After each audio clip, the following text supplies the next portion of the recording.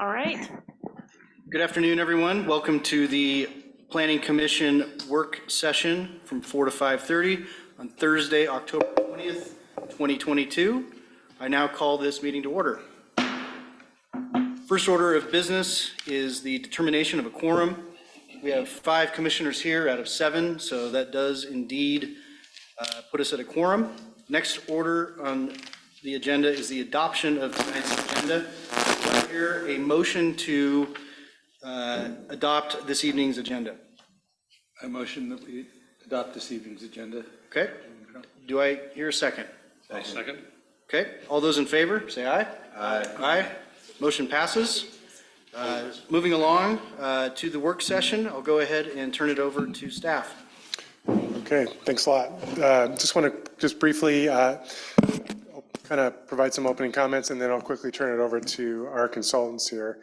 The reason that we're proposing this Parks Master Plan is that the last comprehensive Parks Master Plan update we did was 2011. There was a update in 2016, but lots of change in the community, so we felt it was time to do a comprehensive update. The one in 2016 basically just updated the capital improvement plan, and we thought it was time to take a holistic look at our plan, given our changes. We've had the applicant or the consultants that are helping us out with this project are Cameron McCarthy from the Eugene area. We have Zach, Colin, and Allie here helping us out with various parts of that process. We hope to wrap it up at the end of this year with adoption. The reason you guys are seeing this is because it is a component of our Parks Master Plan, or excuse me, of our comprehensive plan. And this would be an amendment to the comprehensive plan, which Planning Commission needs to review and recommend on. So I'll just turn it over to Colin.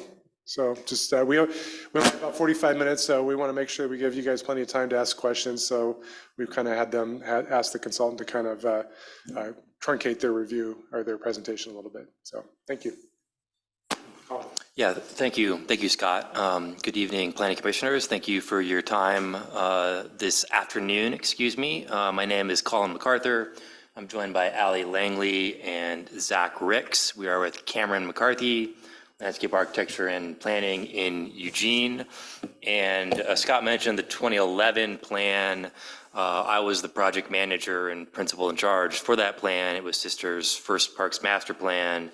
It was updated internally, as Scott mentioned, in 2016, and we were fortunate to be selected to update it again. And I can tell you that's this observation. Sisters has changed, it has grown. And I think the last plan has served you well, but it is well past time for a new plan, and you're right on schedule in preparing a new plan to guide your park system for the next 10 or 20 years. We have been guided on this project by a project management team consisting of a city council representative, a parks board representative, and city staff. We've been meeting with them about every 3 weeks throughout the process. We did a presentation to briefing presentation to City Council and the Parks Advisory Board in July, I believe. September, I'm sorry. Time is moving quickly. And we are at about 70 to 80% completion on the Parks Master Plan, and look forward to an opportunity to brief the Planning Commission on our process to date. We will summarize key findings from our needs assessment and community outreach process. We're going to preview some recommendations that are coming ahead with the plan. And then this is all in advance of, as Scott mentioned, adopting a new plan as a refinement, or not as a refinement, as a component of the comprehensive plan. And we believe that the Parks Master Plan is on the same level, or should be considered on the same level of the Transportation System Plan, the Wastewater Plan, and all your other functional infrastructure documents. Allie has a couple of slides. You can start on the first one. This just runs through the meeting agenda. I'm going to cover planning process, city and community achievements to date since the plan was adopted, and then turn it over to Allie to tell you what we've learned in our demographic and community research, and then Zach will summarize community outreach, inventory, and some of our preliminary recommendations that we're bringing forward as part of this plan process. Quick overview of process. You can move to the next slide. Typically, these processes take 9 to 12 months to complete. We are in about month 8 of the process. We practice a systems approach to parks planning as advocated by the National Park and Rec Association, and that starts with assessing community needs based on understanding of demographic and growth trends in the community, looking at community values and desires, where the community is headed, conducting an inventory and assessment of existing facilities and the condition of those facilities, and then looking ahead to what new facilities are needed in the community to accommodate future growth. And all of this is grounded in a community outreach and involvement approach that extends throughout the process. And that's the overarching line you can see above this graphic. Following that, you can stay here, Ali. We move on to recommendations, actions, and specific projects, and that's the point that we're at now. And then we put all this together into a guiding vision for the park system over the next 20 years, and then it hopefully gets updated every 5 or 10 years, as has been the practice in Sisters. If you want to go to the next slide, this is a more linear slide that shows you all of the components of the process that we've completed to date, initiation through demographic profile, inventory and level of service, needs assessment, and we are finishing goals and recommendations. And Ali added a little bubble to show that we are here, but we're closing in on putting together the draft plan and then taking it through the adoption process over the next couple of months. So again, the intent of tonight is to tell you some key findings, some key takeaways from our process, and then to preview the major recommendations that will be coming out of the draft plan. And with that, are there any questions about process from the commission? I'll keep moving quickly because we don't have a lot of time. I'll turn it over to Ali. Did want to highlight some of the things that the community has done or accomplished since 2012, since the last plan was adopted. It was adopted in 2011, and then it went into effect in 2012. Some things that the community has accomplished that you can be proud of. The Village Green Playground was renovated, and then the playground equipment was moved over to Creekside Park. The development of First Street Park, that was a concept in the last Parks Master Plan, and that is a vision that has been realized over the last 10 years. Significant amount of trail improvements and connections, both from inside the city to trailheads on the outside, and then to regional trail systems. The parks are well maintained, and they have been supplemented with new furnishings, restrooms, trash receptacles, and other amenities over the last 10 years. General parking improvements citywide. Creekside Campground has been improved significantly, and particularly for ADA access and other amenities. I mentioned the old Village Green Playground that went in there. And then city has been successful at acquiring new land, both parkland and open space, that has the potential to serve park and open space needs in the future. And we'll talk about a few of those sites tonight, particularly what we're calling the future Northwest Park, Sun Ranch Park, and then the East Portal open space area. They've essentially met targets for acquisition over the last 10 years, and we are in a good position to maintain and increase the level of service over time. And now with that, I'll turn it over to Ali for the demographic and community background. Thanks, Colin. So we are keeping in mind the projections for the Sisters community as we are developing these recommendations for the park system going forward. And the biggest one that we're keeping in mind is just that overall projected population growth. You can see we're here in 2022 with about 3,400 people By 2040, we're looking at a doubling of population, and even more into 2050, we've got a forecast for about 8,500 people. So as we're thinking long-term for a parks plan that guides the city for the next 20 or so years, trying to keep that growth in mind. Racially and ethnically, the city is becoming more diverse over time, so trying to keep that in mind. The city has a significant population of folks over 65 and older, so keeping age in mind. Also, of course, younger families want to be age inclusive at our parks.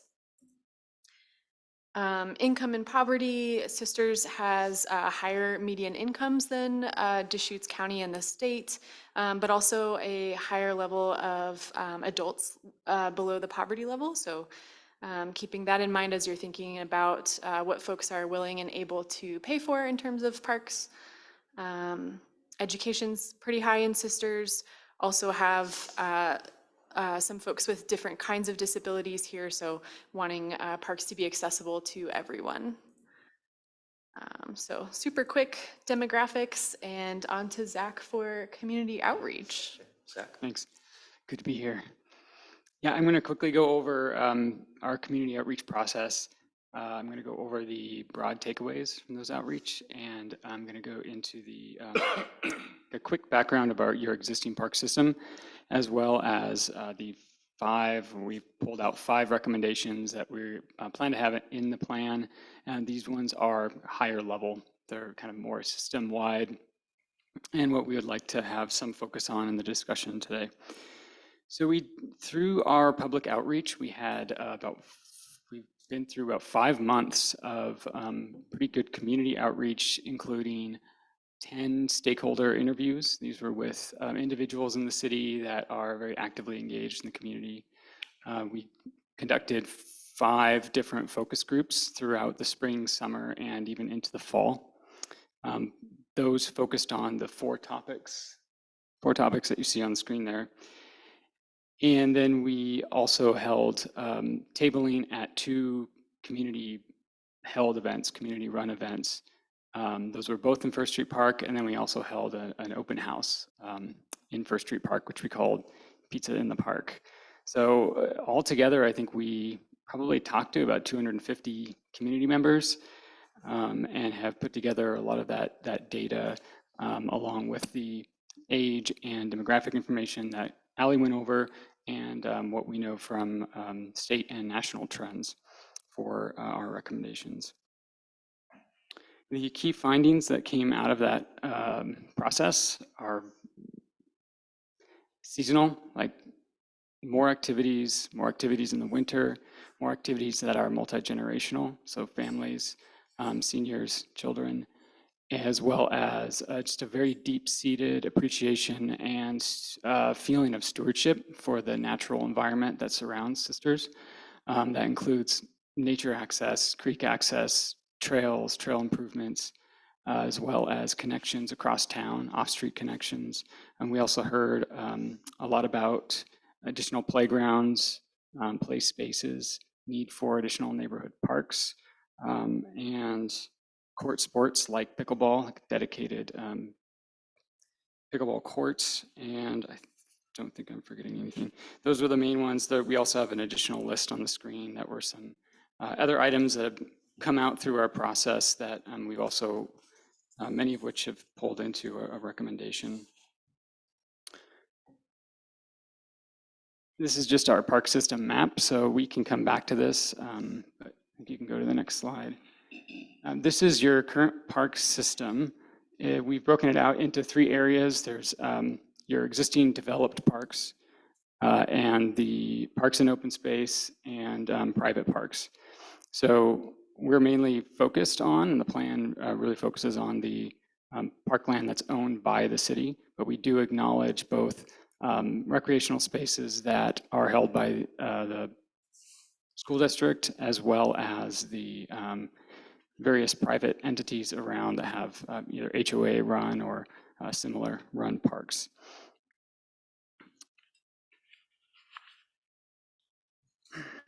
And I think we're in goals and recommendations. So I want to first talk about level of service. Actually, Colin, do you want to give like a real quick description of what level of service is? Yeah, level service is a metric that we use in parks planning to compare how a city's park system is performing relative to other comparable sized city park systems nationwide. And we use a data set from the National Park and Rec Association that obtains survey data from all park and rec providers across the country. The data set we're using is communities under 20,000. I just wanted to point that out because Sisters is on the lower end of that data set, given its size. That doesn't mean it's relevant. It just means that more of the data set is probably skewed towards larger communities. But level of service is expressed as the acres of parkland per 1,000 residents. And we don't get too hung up or focused on comparing Sisters to another community. We are more focused on either maintaining or increasing that level of service over time.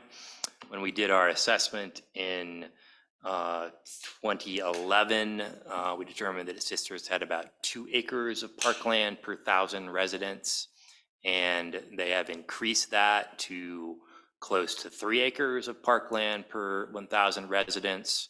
Really, we think that eventually the target should be more like 5 acres of parkland per 1,000. And we make that recommendation in consideration of what Sisters has acquired over the last 10 years, what it has the potential to develop. And then, we do look at where Sisters is relative to other communities, and that compares favorably with communities in the median or lower end of that data set spectrum. So we are advising setting a target. The target is focused on facilities that provide amenities or benefits really for all community members. And so we focus on really mini parks, neighborhood parks, community parks, and any regional parks when we're calculating level of service. So when we start talking about numbers and what we need to get there, we're focused on those facilities. Sort of big picture, we think Sisters has a shortage of neighborhood parks, and neighborhood parks, a focus on acquiring and developing neighborhood parks in the future will help Sisters both maintain and increase the level of service over time. And I think that ties into our land acquisition recommendation. Right, exactly. And we really think that the acquiring new land is going to be needed to reach that target of 5, and that the areas of the city that we think are in more need, looking at the level of service, looking at we look at walking distance from existing parkland, and looking at wanting to have everyone within a quarter mile of a neighborhood park. So that would have us look at the northwest and northeast quadrants of the city for additional parkland. That very well could mean expanding out the UGB, which is a separate process, but I think that's a very real possibility for acquiring new parkland. And I want to go into the next recommendation, which is these last 3 are really facilities. You can go to the plan, actually. This is a plan that we put together responding to what has been called a multi-purpose open-air pavilion. You can think of the Ben Simpson Pavilion, but at a little smaller scale, right size for the City of Sisters. And this space could have a variety of winter or all-season activities, things that can change out multi-purpose space. This is just a study that we did to see if what we feel like is the right program can actually fit on this property, which is we were calling it Future Northwest Park. It's the property that's in the northwest corner of the planned woodlands development. And you can see the roundabout in the upper left corner. And the other recommendation is sports courts, which we heard repeatedly, specifically dedicated pickleball courts. And this could be anywhere from a minimum of 2 courts, 2 dedicated courts within the city to meet the kind of base recreation need, and all the way up to potentially an 8-court complex that could serve for small regional or local competitions. And the last one we have on here that we'd like to discuss is related to playgrounds. This also feeds into both level of service and land acquisition as Sisters grows, as new parkland is acquired and new neighborhood parks are needed and developed. That will continue that need for playground spaces, and thinking of those spaces multi-generationally with both young children, play structures, as well as equipment for exercise, activities for seniors and for teens. So with that, I think, Colin, I'm going to turn it back over to you to. Yeah, so just to wrap up, those are some of the higher level recommendations that are coming out of the plan. The plan will be accompanied by a detailed capital improvements plan, and so we will have specific recommendations for each park facility, how each facility gets improved or maintained over time. We'll have trails recommendations, we'll have open space recommendations, essentially 20 years worth of progress. What we're looking at is in order to maintain or increase the level of service, the city does have some existing undeveloped parkland that it can develop. Sun Ranch Park, the future Northwest Park, which we showed you in the slideshow, that has been planned for an indoor-outdoor multi-use event center. And then East Portal Open Space has some potential to provide parkland. And then there's some land in Creekside. So there's about 10 acres, roughly 10 acres that could be developed to meet that future park need. In addition, we think the city needs to acquire maybe another 10 acres over the next 20 years, and that acquisition should be focused in the northwest, northeast areas of the city that are experiencing residential growth and areas of future UGB expansion. We just don't know where those areas are yet because that study hasn't been completed, but you should be looking to acquire land in those areas. And then on a more, there is lots of interest in the multi-use indoor-outdoor event center. We do think a few more children's playgrounds, and particularly neighborhood parks. And then what was the middle one? I forgot. Yeah.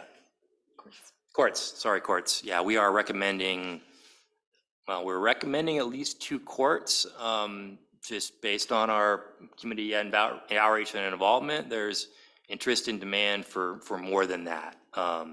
And so I would, 2 courts is what the data tells us a community of your size would typically have 2 dedicated pickleball courts, but because of your demographics and interest and participation in the sport, I would expect that we end up with a recommendation for a larger complex than 2 courts. 4 or 8 courts might make more sense. But ideally, these are pickleball courts, but in neighborhood parks, we would recommend multi-use courts that could accommodate pickleball, tennis, and basketball. That's a common neighborhood park amenity. So, and those are really the high level recommendations. Be interested in any observations the Planning Commission has, any of your takeaways or questions you have for us before we complete our work. Yeah, please, Art. I have a question. There's a big plot of land that borders Camp Polk and Sun Ranch, and it's in the flight zone. Yeah. So you know, next to the, before you get to the airport as planes are coming in. So nothing can be built there, but I understand that it would be Pull up the okay for Inventory map. tennis courts, or like pickleball, and it's 3 acres. Would something like that? Old Barclay places? Yeah, kind of, yeah, behind where Conklin's? the distillery is. The old Conklin house? Yeah, behind there. There's a big open field that can't be built on. And I happen to know the person that owns it, and they'd be Okay. willing to sell it pretty inexpensively. Yep, yep, that's, So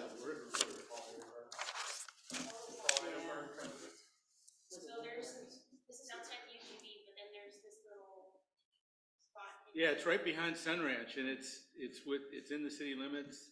Okay. And it's bordered by Camp Polk, and Okay. it's 3 acres, and it's yeah, that's good. got water rights. Okay, that's great information. We don't typically and won't go through identifying specific parcels that are in private ownership as part of this plan, just because we would want, of course, permission from the landowner to talk about that. But we will recommend a variety of ways that the city can acquire parkland, and then acquiring parkland from private individuals is one strategy, and it sounds like there may be some viability to that. So that's something I'll talk with staff about and figure out how to approach that.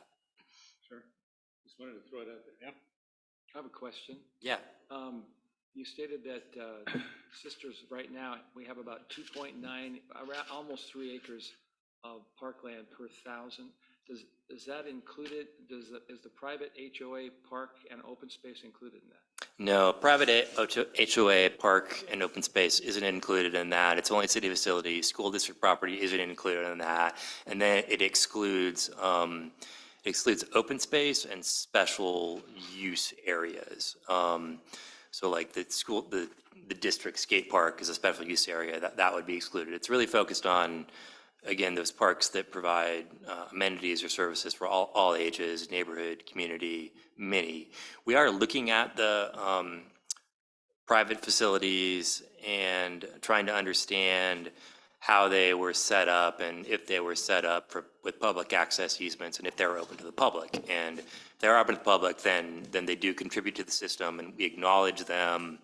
But in terms of what the city develops in the future, we're focused on city-owned and maintained facilities. In your experience, do you ever see cities purchasing private HOA parks that are already existing?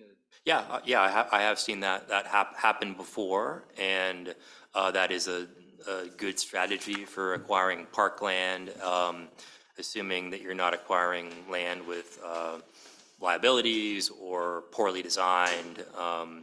Most of the facilities I've seen are well-designed and somewhat well-maintained, and I think they could be candidates for future acquisition and improvement if there was a willingness on the city's part to acquire them and a willingness from the HOA or the owner to part with them. But there are a couple that are in areas that are underserved by city parkland right now. So that would be a logical acquisition. Thank you. You didn't mention anything about the Sisters Elementary School land. Was that on purpose? Not on purpose. I mean, we are acknowledging it in our inventory.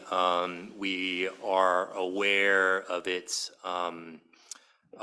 potential disposition by the school district when a new elementary school is developed. We don't have enough information to know what the school district is going to do with it, to form the property, to form a recommendation for what the city should do, or if they should do anything. It's a very interesting piece of property. We know it's being used currently by pickleball. And if new information becomes available in the next couple of months, we could form a recommendation. But I guess we don't have enough information to make any recommendations at this point. I was really happy to see you use this distance, walking distance to get access to a park. And I think we really need to be aware in our community that 20 is a barrier. And so when you send your kids out on their bikes to go to the park and play, we don't want them crossing Yeah. 20, and so we have to think about that as.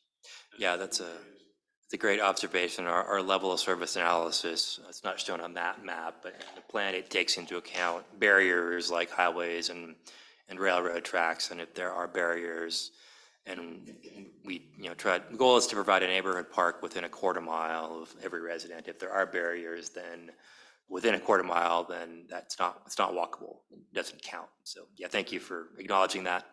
Another observation is, it's always been curious to me, and I can imagine how difficult it is to develop parks that are close to the users when land is usually more accessible on the edges as opposed to in the centers.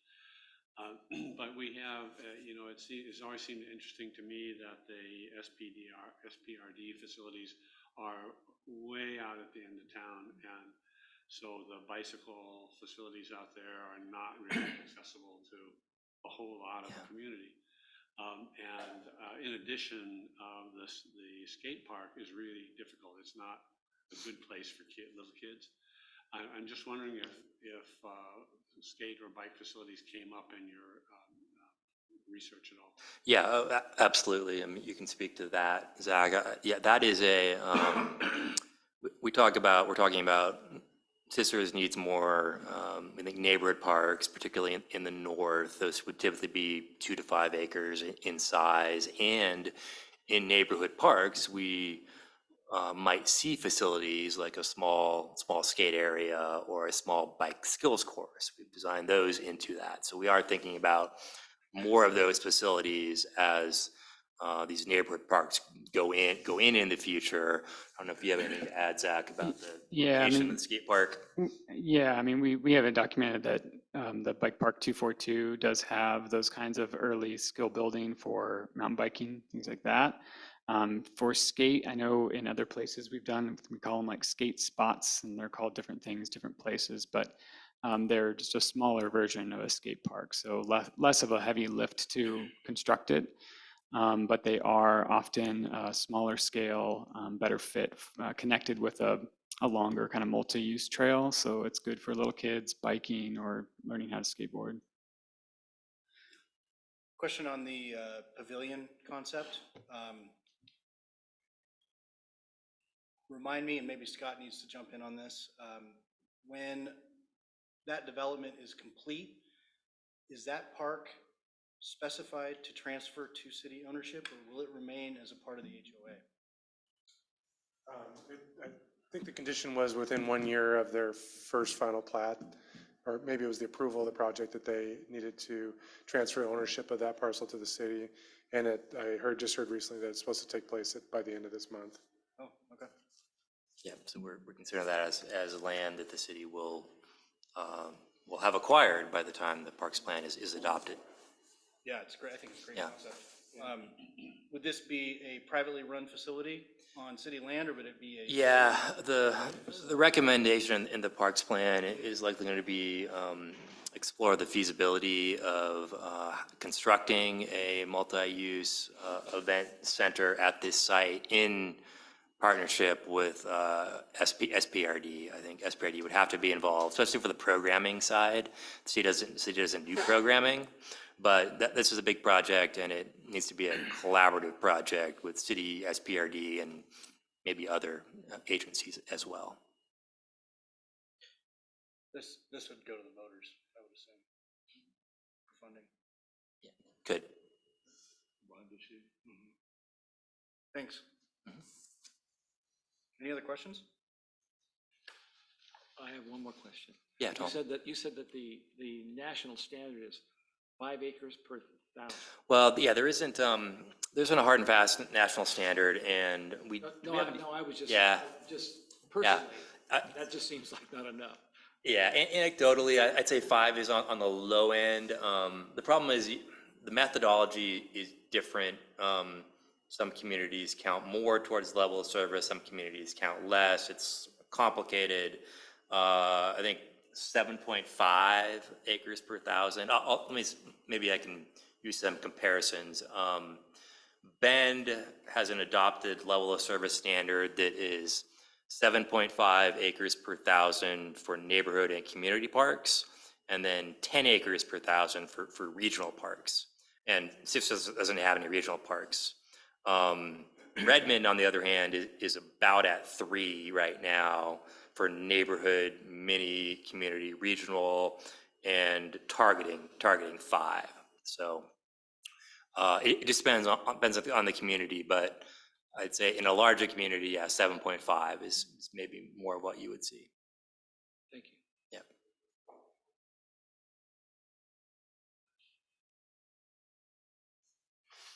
Got a little extra time if you don't have more questions. I don't know if there's any more stuff, Colin, that you held back on. The next work session on the water master plan isn't scheduled to start till 4:45. So if you have more questions, or if Colin or Ally or Zach you want to offer a little bit more, or if you want to just take a break, that's your options. Yeah, I'm interested in a little bit more about the acres per thousand. Have you seen, in your experience, smaller communities like us that have designated larger than 5 acres per thousand? Yeah, I'm working in a community right now that's in the process of adopting a plan that has a target of 12 acres per thousand, but they just acquired 130 acres along the Willamette River riverfront, and they are planning that for a large community park. We're unique, but we're not unique, but we have a lot of trails outside the. We have a lot of trails, and your parks tend to be a little smaller. First Street Park is relatively small. Buck Run is relatively small. Do you have the slide where we have the level of service, medium, low, high level of service? Or maybe it's in there. Yeah, maybe we can pull that up. But your parks are on the smaller size, except for Village Green is a true neighborhood community park. And then East Portal is about 7 acres. So yeah, lower quartile is 5, median is 12.9, and upper quartile is 21.7. But this is all communities across the U.S. With 20,000 or fewer residents. Sorry, what was that? Oh, with 20,000 or fewer residents. Exactly. 20,000 or fewer, yeah. I think that the elementary school property has the greatest potential for all sorts of things, but park space for sure. Yeah. Yeah. And hopefully that'll stay in public ownership. Yeah, we hope so too. We do think it has a lot of potential, and it's a great location for public amenities. The building is not only the buildings, but the space around it. There's a lot of potential. Yeah. What are the factors of that cause smaller communities to have smaller park ratios than larger communities? Is it money? Is it planning, organization? Yeah, it's really sort of the history of how parks were developed or acquired in the future. I'm kind of speculating here, but I think Sisters was a smaller community that maybe didn't have aggressive parkland acquisition, dedication, development standards, and then it grew rapidly. And we would typically expect like the larger subdivisions to be delivering parks and open space land to the city. And that framework may have not been in place, and we ended up with private parkland and or smaller fragmented pieces. I think the First Street Park was, if I remember, it was like a Habitat for Humanity store before it was a park. The city essentially acquired that separate from any parkland dedication processes.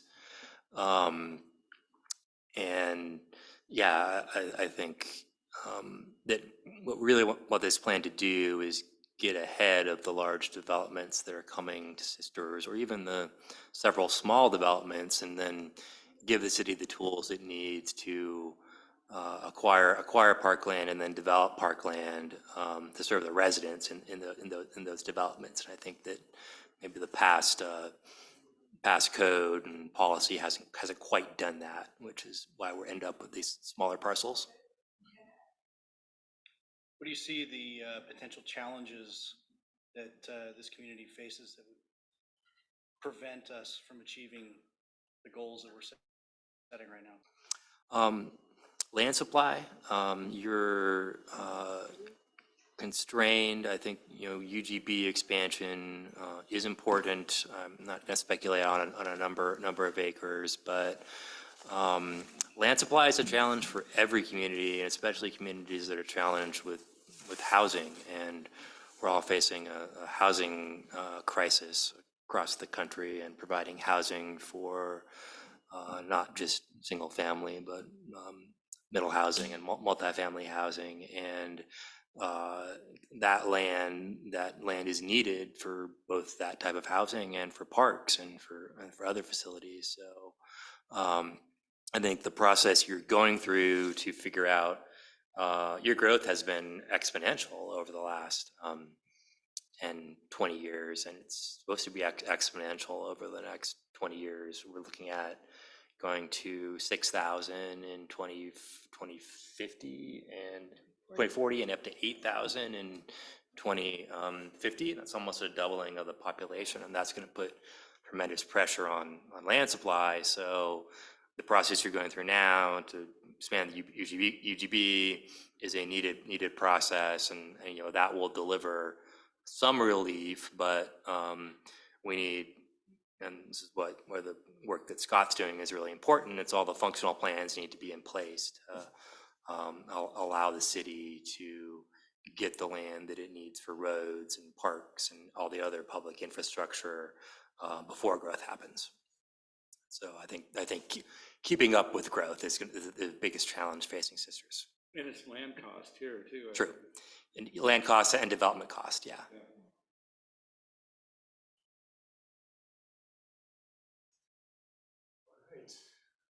Well, getting close to kind of closing time because we got another master plan to talk about after you guys. So appreciate you guys coming and making the presentation. Like I said, this will come back to you guys November 3rd, I believe, for adoption. So you'll get a packet ahead of time. You'll get the draft plan with more detail to take a look at. And just know that this has been worked through our Parks Advisory Board as well as our project management team. So there's been a lot of eyes on this plan going forward, but another opportunity for the commission to weigh in on it on the 3rd. So thank you very much. Thank you all. Guys. And Thank you very much. Yeah. Okay, we'll shift gears to the water and wastewater master plan update, which is going through we'll have to go through a similar process as the Parks Master Plan. It's also a component of our comprehensive plan on public facilities that you guys will remember from our update last year working on that. So I will turn it over to our Public Works Director, Paul Bertagna, to maybe make an introduction and to introduce the consultants, Sanderson Perry, who are helping the city with this process. So Paul, would you mind giving a quick intro to them? Yeah, good evening, Commission. We have Bryce and Trayton with us today. Bryce was the project manager on the water system master plan, and Trayton headed the wastewater master plan. We took on this project, probably just about a year in, and we got all the way until June, and basically had the plan pretty much about 80% done. And then Portland State came back and said that they're going to change the population numbers on us. So once we got those at the end of June, we kind of reopened the analysis, rerun the numbers. So there's quite a bit of extra effort that had to go into this. And so we're right now in crunch time of doing the review on the draft. So tonight we want Bryce and Trayton to run you through kind of high level what the plan entails, what they found through their analysis, and just recognize, Sisters has been growing fast. We've been doing a lot of projects, capacity building projects, since the sewer system went in 2001 through 3. And, we just built our latest well this past year, and our STCs are are in good shape to tackle more infrastructure projects, in the near future. So with that said, I will turn it over to Bryce first, and he can walk you through the water master plan.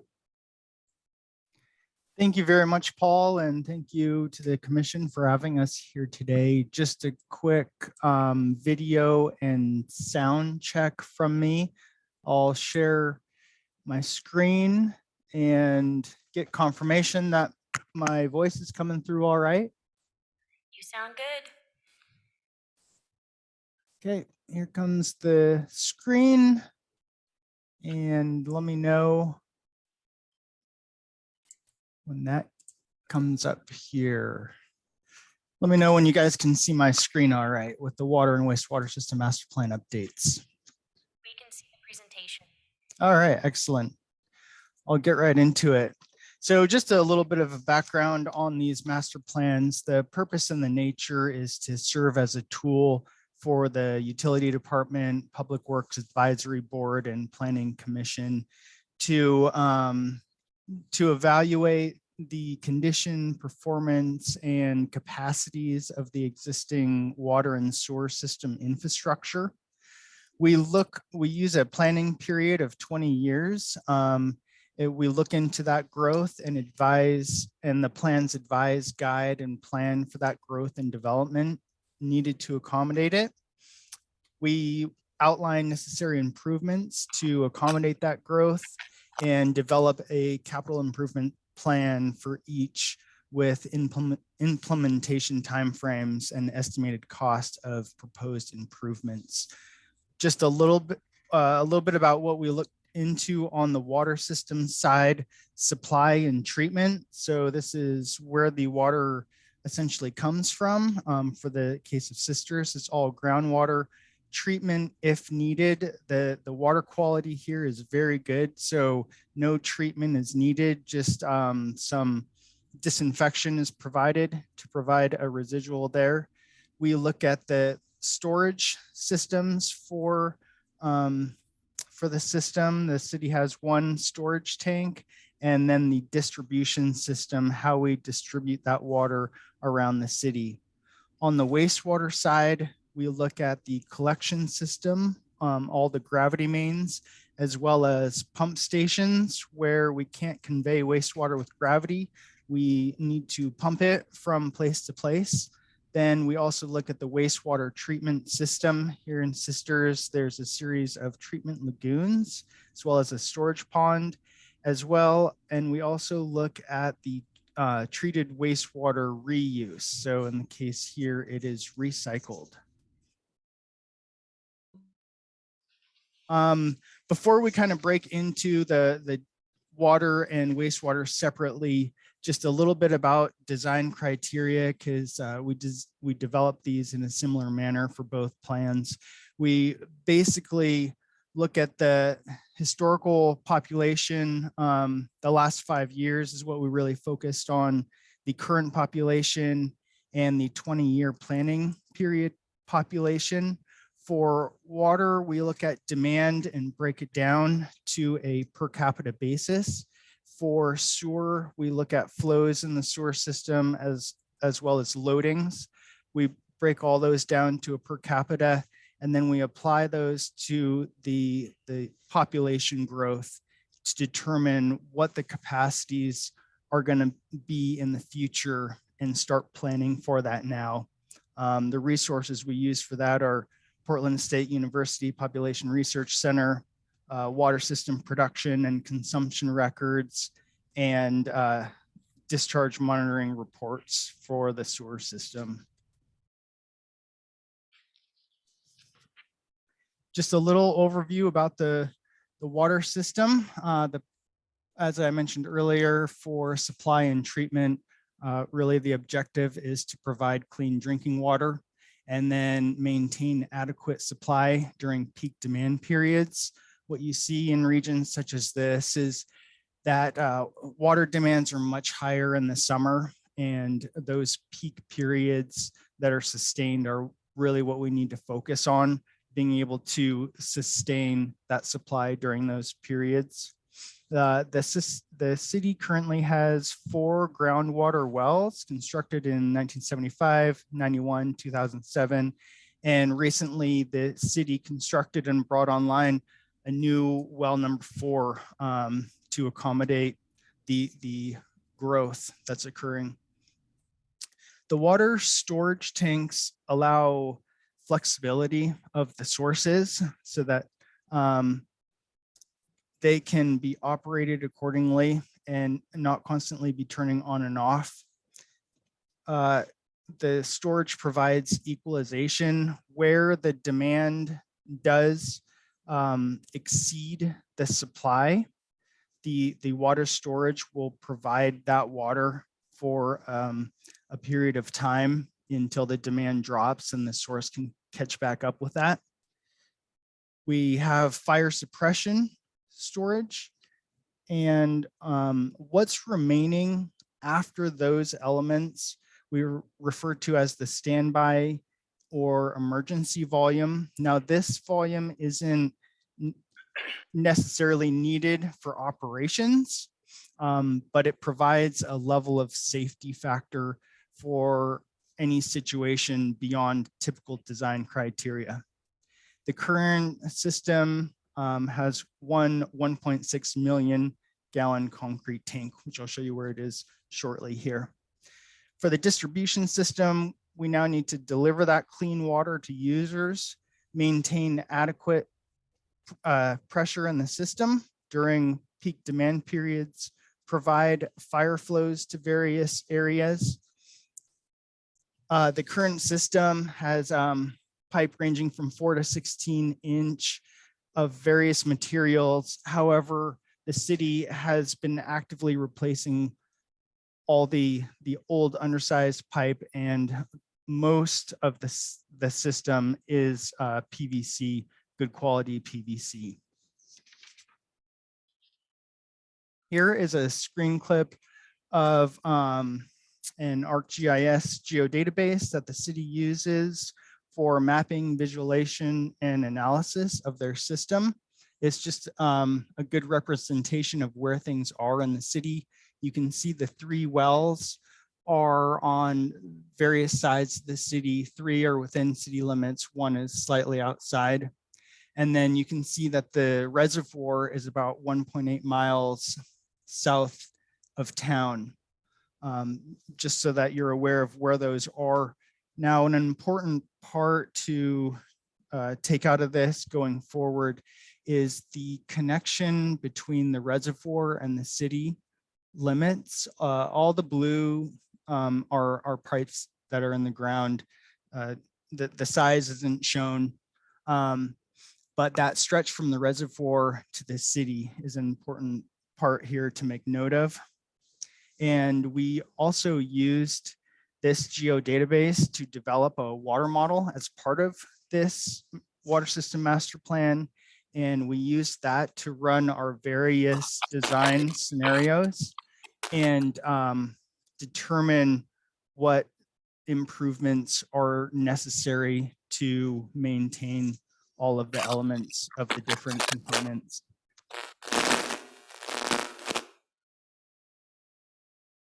So a quick evaluation of the system. The water quality here is really good. The wells are reliable. Groundwater levels are good at the moment. Now, the well number 1 structure, which was built in 1975, the well is good, but the structure itself is nearing the end of its useful life. And then looking into the 20-year planning period, it appears that the peak demands may exceed the available supply within the planning period later on in, and so some additional source or increasing the capacity of one of the wells may be necessary in the later end of the planning period. For storage, there's adequate storage at the moment for all operations. However, due to the recent growth in the city, the recommended emergency reserve is nearing the value. So due to that and some minor rehabilitation of the existing tank, we are recommending more storage be constructed. And then for distribution, referring back to those transmission lines from the reservoir to the city, those are reaching the end of their useful life, and particularly to keep up with the growth of the community. When you look into the planning period, they start to become undersized. So we're recommending those transmission lines get replaced. Again, our recommended improvements for the water system are to rebuild the well number 1 pump station within 0 to 5 years, install backup power in a variable frequency drive on one of the wells in 5 to 10 years. And then, like I was discussing, increase the source capacity either with a new well or increasing the capacity of one of the existing wells in 10 to 20 years. For water storage, we've working with the design criteria in the utility department, we're recommending that a 2.2 million gallon concrete tank be added in addition to the 1.6. And another element of that is in order to provide some of the minor rehab to the existing tank, it really does need to be taken offline. So once that new tank is constructed, that the existing tank can be rehabilitated. Though it's not in poor condition, so there's just a few minor things. And then the distribution system, we'd be recommending to replace around half of the transmission line in 0 to 5 years. That would be from the reservoir down to where it splits into 2 parallel lines. And then at a later date, replace the eastern transmission line as shown in that previous figure. The city has already been working on continuously working on multiple smaller projects, which are looping the system, providing better circulation, and replacing old undersized mains. There's a few more of those small projects to do, but like I said, they've been doing a good job of keeping all of that up to date. So just some minor projects there. And the last one is to start implementing an ongoing meter replacement program for old meters. Here is our water capital improvements plan summary, broken down into implementation timeframe and implementation priority.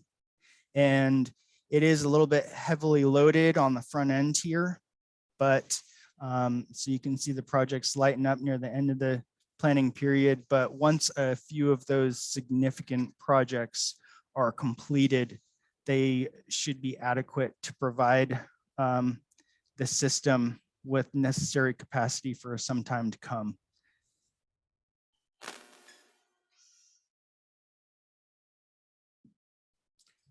And I'll turn it over to the commission to see if anybody has any questions. I'm wondering, are the STCs enough to fund the capital improvements that are anticipated? Anderson Perry didn't look too closely at the SDCs for their master plan. So Paul, do you have any information on that question? Definitely not. No, we have a couple $1 million in the bank. You saw, the 0 to 5 year price tag of about $11 million. So we're going to have to debt serve with using SDC funds to serve that debt. And that's what the plan is. So try to keep SDC rates down by just leveraging debt. And we have no debt in our water system at all. So we're in good shape there. But the other idea is to, not tax all the users that are here today, but people that will be coming here, to have them pay their fair share, over the next 20 years or 30 years or whatever that length of time that we'll be issuing debt. So So Paul, just to confirm, ratepayers would not bear the financial burden of this capital improvement. Is that correct? oh, they will pay their share. What you have is SDC projects, which are growth related, which include the new reservoir, the new transmission line, new water source. And then you have maintenance projects, replacing old water lines. A portion of that will be funded by ratepayers as part of ongoing maintenance. If you replace a 4-inch line, the cost of that 4-inch line is a burden to the ratepayers. But if we put in an 8-inch line, the difference between the 8 and the 4 is an SDC eligible project. So majority of which are SDC projects, but there is some ratepayer responsibility as well. Okay, thanks. Well, I have one other question. When you do these plans, what happens if, how much leeway is there? Like if Portland State is off and we grow another couple thousand over what's anticipated, is that an emergency or is there some room in there? We look at these plans every 5 years. So it's been the routine. We're redoing a 2016 and 2017 plan. So that's how you keep up on growth rates. Because remember, in 2008 through 2013, we had very little growth. Right. But obviously in the last 5 years, we're the fastest growing city in the state. So yeah, it's important for us to open this process essentially every 5 years.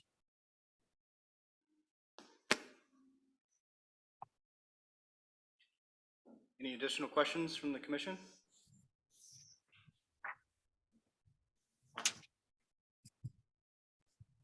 Okay, I'll turn it over to Trayton and just let me know, Trayton, when you'd like me to switch slides. Sounds great. Thank you. Can y'all hear me okay? Yes, we can. All right, good.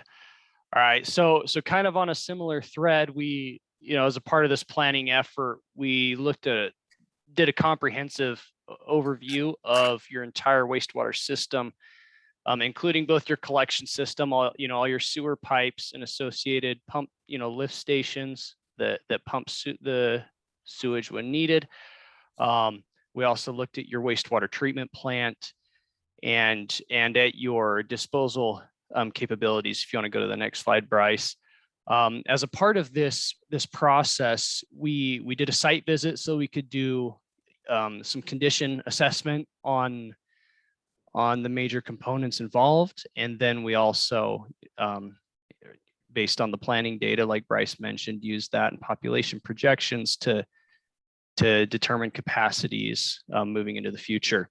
So here's just an overview of your existing wastewater treatment and collection systems. All of the yellow lines are your sewer pipes. You can see kind of called out there as green little rectangles with arrows pointing at them, your different lift stations that pump sewage from low spots in town up to your treatment plant on the southeast of town there. And then there are various irrigation sites where treated wastewater is irrigated for disposal and recycle. You can go to the next slide, please, Bryce. Thank you.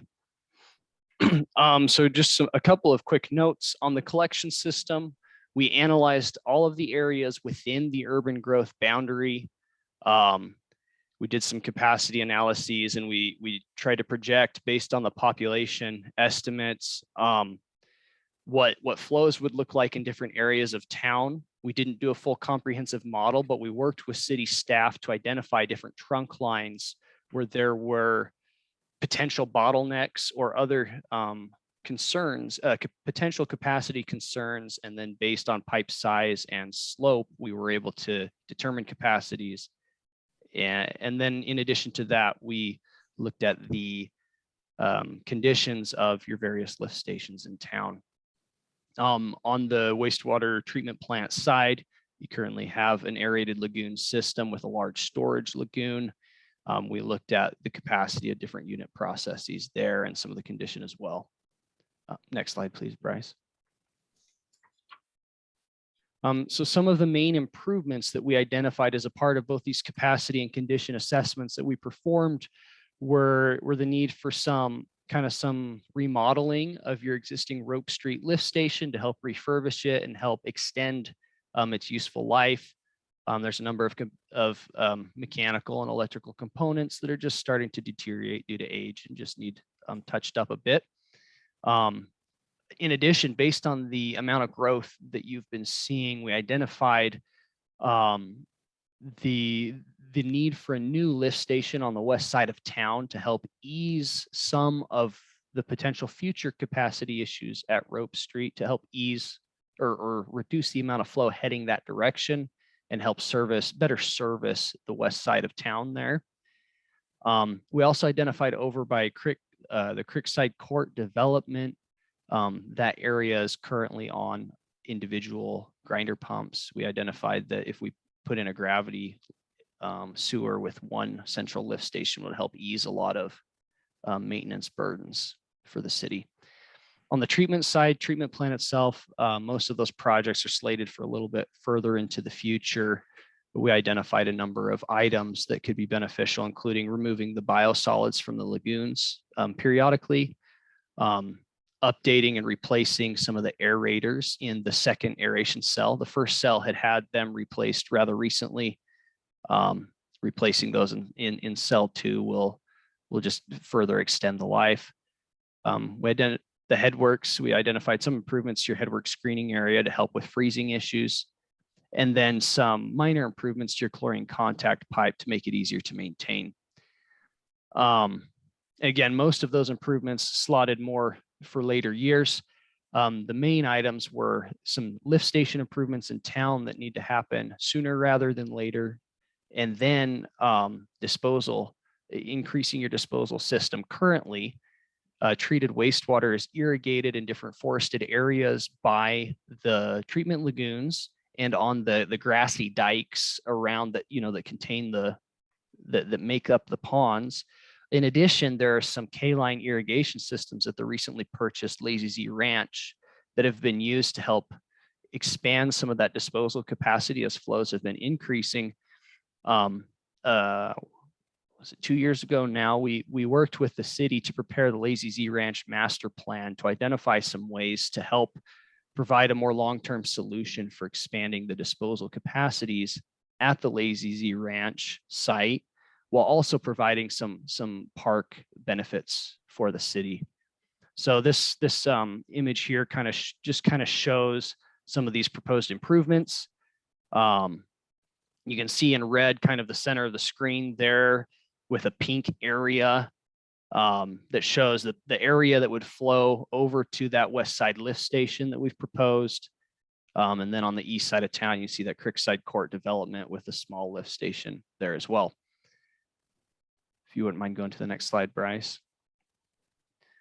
And then we broke down the Lazy Z Ranch, the work that was done as a part of that Lazy Z Ranch master plan. And we broke down those proposed improvements into 2 phases to help make it a little bit more manageable from a construction standpoint. So you see here on the top of the screen, you can see, or I guess on the west side of the screen, there's your existing wastewater treatment plant, and the east shows those proposed improvements and how those might be phased in moving forward. And then the next slide, we have a summary of the costs involved. So again, you'll notice as a part of this plan that we're front loaded a little bit with a number of these improvements due to the exceptional growth that you have been seeing that is projected to continue. And then there's obviously also some benefit on top of that today's money is always a little bit cheaper than tomorrow's money and goes a little farther. So that's kind of the high level overview of it. Are there any questions or comments?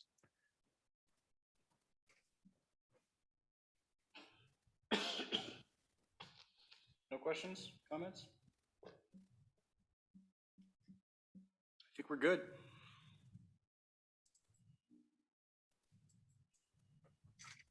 Okay. Well, thank you very much for having us on. If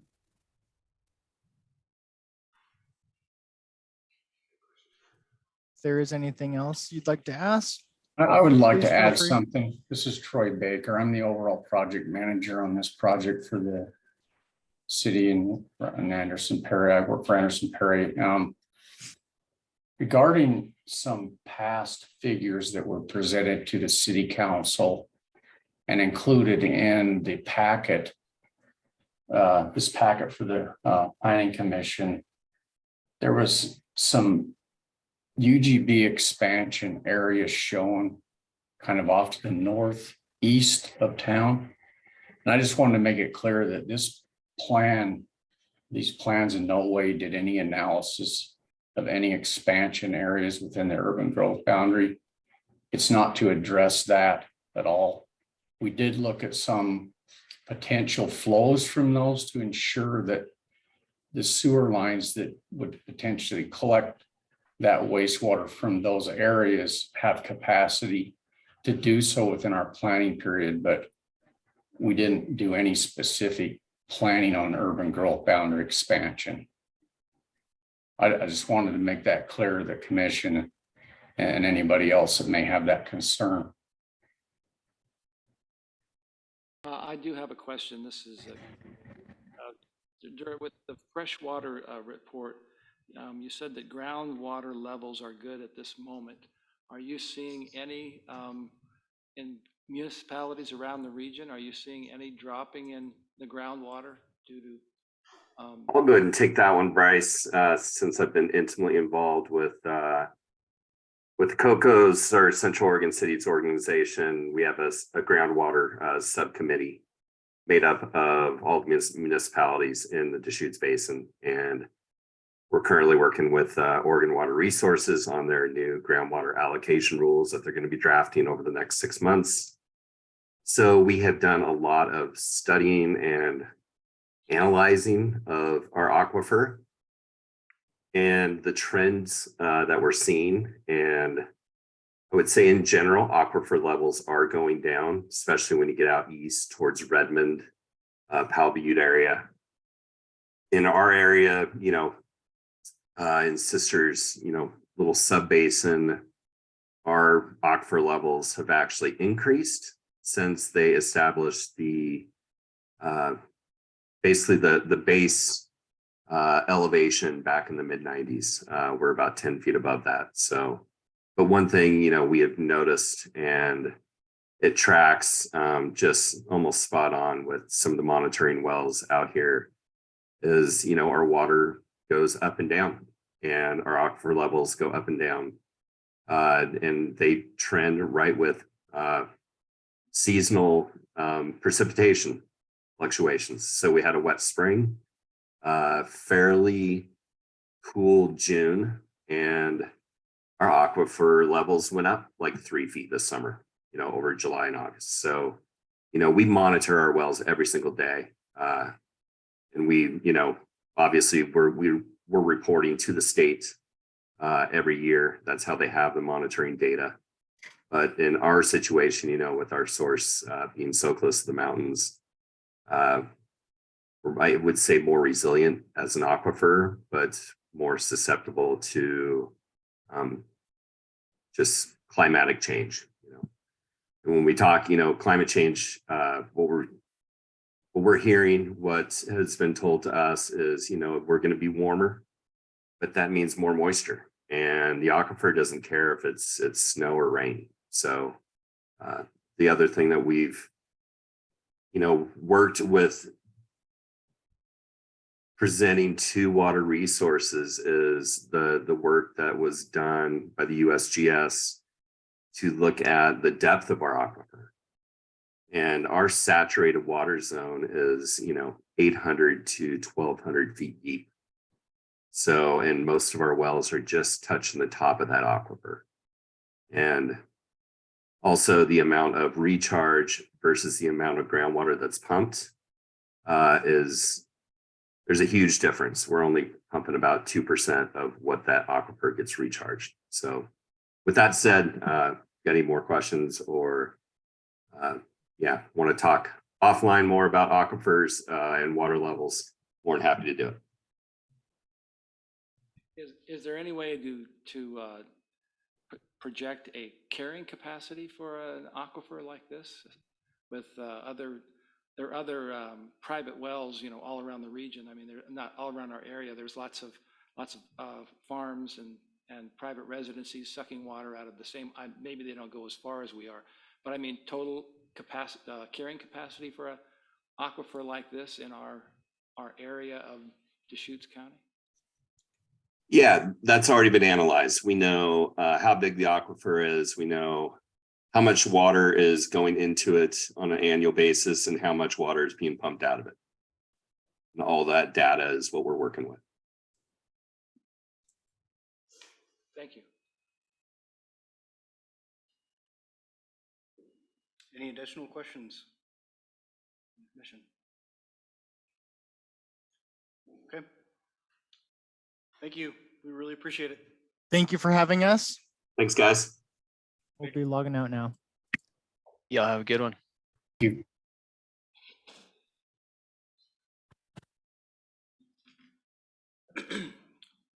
Well, we've got a little bit of time, commissioners, until the public hearing starts at 5:30. Let's go ahead and take about a 12-minute break, and then be back here a minute or so before, and we'll proceed.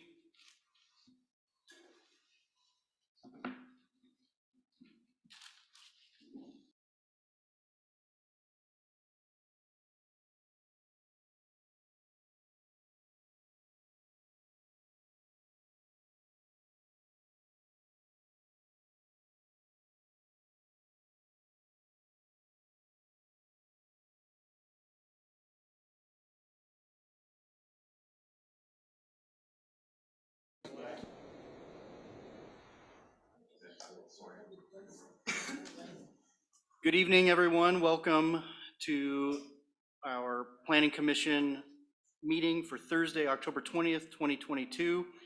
We've got a public hearing at 5:30 p.m.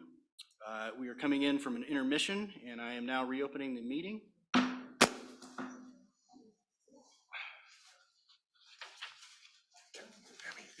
We'll go ahead and jump right into the public hearing. This is the time set for a public hearing on city file numbers MP 22-01, sub 22-01, and MNR 22-02, an application for a master plan development, tentative subdivision, and minor partition on a 12.92 acre property in the multifamily residential district to allow for a 71 lot residential development with 22 lots for single family detached dwellings, 48 lots for attached townhome dwellings, and one parcel for an approximately 72 to 124 unit multifamily residential development. The meeting is now called to order. Chair, if I could just interject, did you go ahead and do the approval of the minutes? Are you going right into the public hearing? Sorry, no. If you could do approval of the minutes, and then we have a visitor communication section. Certainly. Thank you. I should know that. Thanks. Moving away from the public hearing for just a moment, we're going to go back to our agenda and discuss approval of minutes. Do I hear a motion from the commission to approve the minutes? Second. Commissioner Nagel with the motion, and Commissioner Blumenkron with the second. All those in favor say aye. Aye. Motion passes. Visitor communication. This is the time provided for individuals wishing to address the Planning Commission regarding issues not already on the agenda. Are there any visitors here with us tonight who would like to bring up any issues that are not on the agenda tonight? Very good. We will go ahead and move forward with the public hearing. and we will talk about the conduct of the hearing. The public hearing will be conducted as follows. Staff will make a presentation, and commissioners may ask questions to staff. Entry of additional correspondence received into the record. Opening the public hearing for testimony in the following order. Number 1, brief applicant presentation. 2, testimony from others. 3, rebuttal testimony from applicant. We will then go to questions of staff, if any, by the Planning Commission. We will then close public testimony portion of the hearing, and no further testimony will be allowed. Finally, discussion and decision by the Planning Commission. Testimony. Testimony will be accepted in person or remotely via Zoom. If you would like to speak, please provide your testimony after you are called. If you do not wish to provide testimony, please say no testimony after you are called. Any questions should be directed to me as the chair. When you testify, please state your name and address for the record. Please speak clearly and loudly to ensure testimony is heard, as this hearing is being recorded. Callers will be muted after the testimony concludes. At my discretion, I may limit testimony to 3 minutes per person. I would encourage those wishing to speak to keep testimony concise and relevant to the issue before us this evening. It is encouraged to simply agree with a point made by another person instead of remaking the point.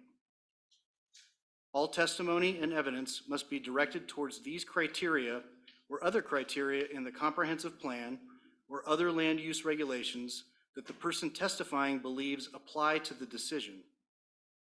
Testimony that is not directed towards applicable or potentially applicable approval criteria, even if a strong point, is ultimately not relevant. For the deliberations tonight, the applicable substantive criteria are listed in the staff report. These are the criteria the Planning Commission must use in making its recommendation.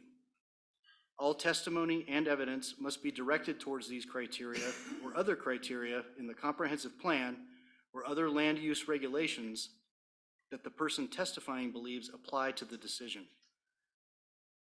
Testimony that is not directed towards applicable or potentially applicable approval criteria, even if a strong point, is ultimately not relevant. Failure to raise an issue with sufficient specificity to afford the Planning Commission and the parties an opportunity to respond to the issue precludes an appeal to the Land Use Board of Appeals based on that issue. Failure of the applicant to raise constitutional or other issues relating to proposed conditions of approval with sufficient specificity to allow the Planning Commission to respond to the issue precludes an action for damages in circuit court. Disclosures. This time, I ask the members of the Planning Commission to disclose any ex parte contacts, bias, or conflicts of interest. When your name is called, please indicate the nature and extent of the ex parte contact, bias, or conflict of interest, and indicate whether you intend to participate in or abstain from the hearing. We'll do this in a roll call. Commissioner Reese? I do not have any conflicts or biases, and I will participate. Commissioner Nagel? I drove through there today to get a better picture of it. Other than that, I have no conflicts. I intend to participate. Thank you. Commissioner Blumenkron? No conflicts, and I intend to participate as well. Thank you. Commissioner Davis? No conflicts or biases, and I intend to participate. Okay, and Chairman Seymour, no conflicts or bias. I do intend to participate, and I drive by the parcel in question daily.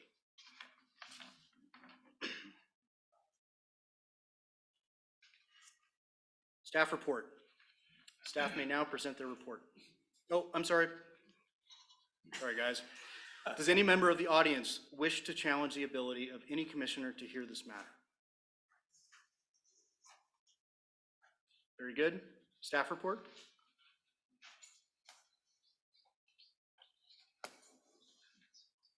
Thanks. Thank you, Chair Seymour. Good evening, commissioners, and all of those in attendance tonight joining us for a public hearing on a proposed master plan for residential development in the multifamily residential district. Staff report has been prepared and presented and available to the public for no less than 7 days prior to this public hearing. So I'm going to let the details of that document speak to the applicable criteria that staff's identified, as well as analysis of the project and its compliance with those applicable criteria.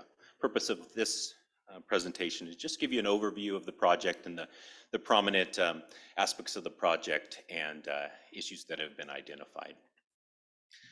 Again, general location of the property is southwest portion of the property along Highway 242, also known as Oregon 242 McKenzie Highway.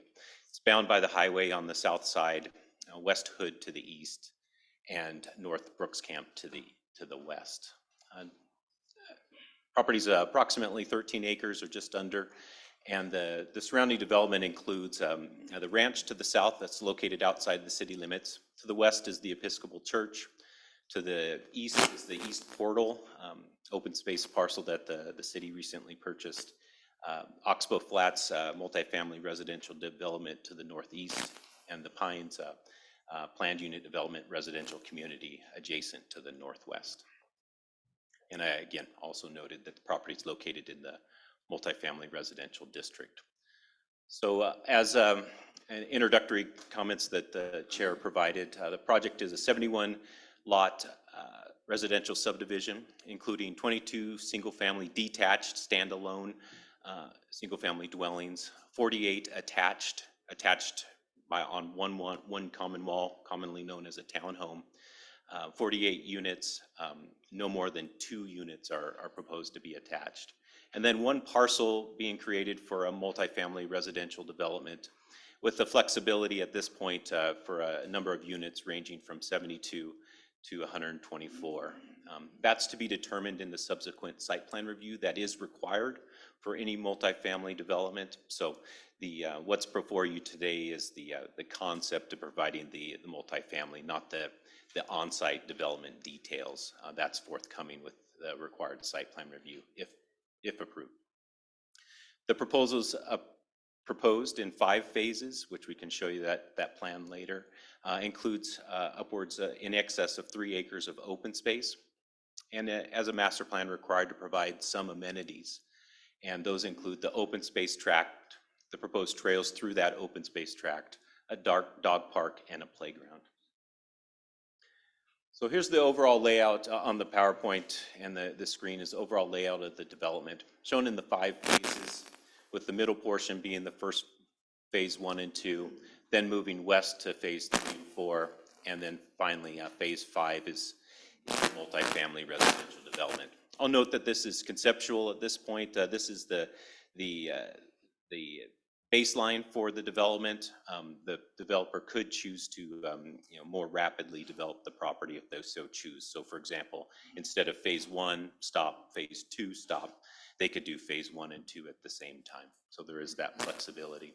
I do want to acknowledge the original proposal did only include 3 phases, but midstream the applicant requested a revision to expand that phasing plan. So the attached townhomes are located along the northern and central portions of the site, providing a visual circular graphic on the presentation. Those are those identified in purple. So 48 units on the screen are some visual representations of the conceptual design that's been proposed by the applicant. And then moving to the detached townhomes is a row of detached single-family dwellings through the center of the development. And again, 3 conceptual designs, including single-story, multi-story structures. At this point, I do want to acknowledge that the project does include street extensions of streets that do not exist at this point. One running east-west through the residential or a single-family lot portion of the property, and then one north-south extending from Felicity Lane to the north from that Oxbow Flats development and south through the development to Highway 242. And then lastly, the multifamily residential lot is there to the east. And again, forthcoming, but that's with the site plan review to get the overall layout and design and maximum number of units that will be proposed. And that's going to be the location of the proposed dog park and playground as part one of the, or two of the required amenities. So to touch on some of the high-level priority criteria, that being density. In the multifamily residential district, the standard density is 7 to 15 units. So as proposed with that variable number of units with the multifamily, the overall density of the site is proposed to be between 11 and 15 units per gross acre. And that's within compliance of the zone as it stands today. So no conditional use permit has been requested to go above and beyond what that density that's permitted outright. In the open space, as part of a master plan, development's required to provide a minimum of 15% of the overall net acreage of the site as open space. As proposed, the applicants proposed over 30% of the site or in excess of 3 acres. That open space is along and provides a visual corridor and buffer along Highway 242 and to some extent along Hood Avenue. The intent of that open space and its proximity to the highway is, again, to acknowledge a buffer, wooded open space, natural visual aspect along the highway. On the screen is what's been proposed as the tree preservation or tree removal plan. As proposed initially, the applicant's proposing to remove in excess of 400 trees, 426 as specified on the plan, preservation of approximately 100 significant trees. Now, the code does require that the applicant provide a replacement of those trees at a 3-to-1 ratio, meaning to every 3 trees removed that they provide a replacement tree. Or if that's not feasible, they do have the decision or the opportunity to pay into a fee in lieu fund that the city utilizes to plant public trees throughout the city. I do want to pause here and note that staff has applied some scrutiny to this tree removal plan, and as you see in the staff report, has acknowledged that while the applicant says that this tree removal can be variable and that additional trees need to be removed, staff made the argument that the converse could be true, that additional trees could be retained as development takes place. So I've recommended a condition of approval for consideration that tree removal and approval of the tree removal plan, tree preservation plan, be completed and evaluated at the time of platting of each of the phases, and then also as part of the building permit review for individual development of the site. Because once you get on site and identify property lines or where the disturbance area are, there may be additional opportunities for more tree preservation. And then just for visual reference, including the landscaping plan to show you where additional trees are to be proposed, and that generally comes in the form of street trees along the residential street corridors, as well as additional shrubs and ground cover for aesthetic. So want to highlight that with master plans, applicant can deviate or modify the development standards of the zone with the understanding or based on the argument that the modification to the development standards, quote, is not detrimental to the general welfare, health, and safety of the city of Sisters and will enhance the visual characteristics of the neighborhood. So what's being proposed by the applicant for those modifications is reducing for the detached single-family lots, is to reduce the lot area for those individual lots from the standard required of 4,500 to 3,600 square feet.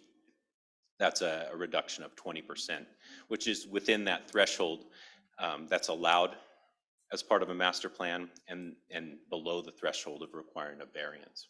Lot width's being reduced by 4.5 feet or 12% reduction, and then the rear garage setback being reduced to 18 feet, or a 10% reduction of the standard. And that'd be the rear-loaded garages are proposed and required as part of this development. So all access to garages is via the alleys that are proposed. And then for the attached townhomes, they've also proposed a reduction in the minimum lot size, that being varying from the standard of 3,500 to 2,800. Again, a reduction of 20%. Sorry, go back. Step back. And then lastly, reducing the lot width by the 5 feet or 15% of the standard. And the argument, I'll pause here for a second, that the justification the applicants argued is the provision of the relatively wide landscape buffer along 242. There were preliminary conversations with the city, and that was a priority with to see if or provide opportunity to maintain that visual corridor, that natural corridor, that natural open space as part of this development. So that provides that amenity, that aesthetic for the community wide to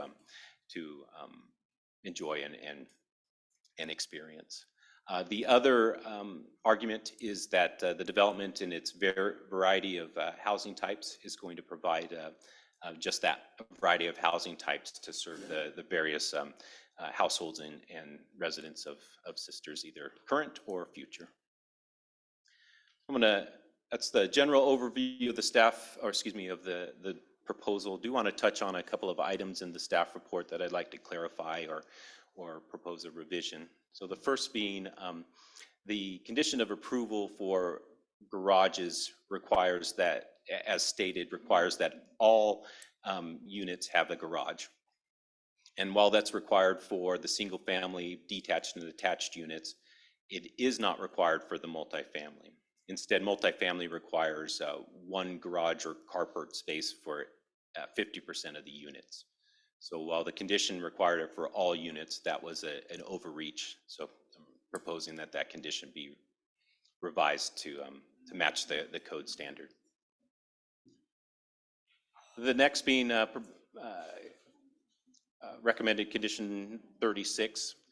It makes reference to the current property owner, the Patterson Trust.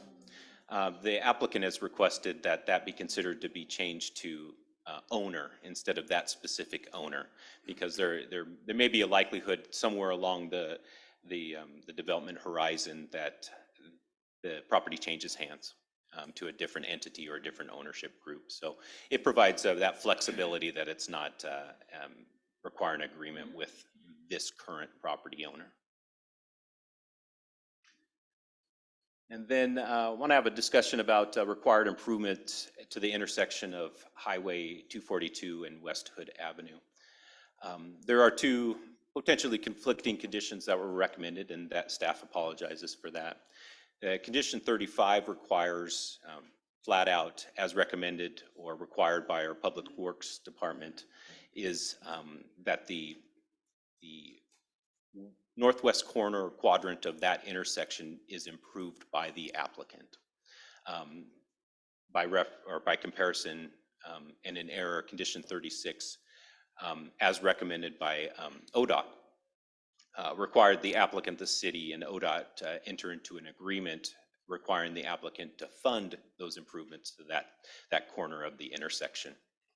So the city's recommended or requirement for the improvements along that adjacent frontage is more restrictive and is presented by the city. And so I recommend removal of, if you so choose to approve, recommend removal of condition 36, because it's redundant if we're requiring the applicant to make those improvements to the intersection.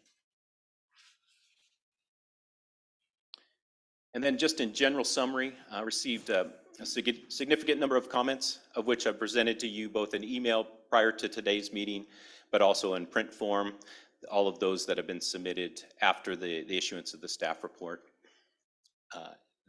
In general, in my analysis of the comments and those that may be directed at relevant approval criteria are the tree removal that is proposed with the original tree removal plan, traffic impacts associated with the development, the density of the development,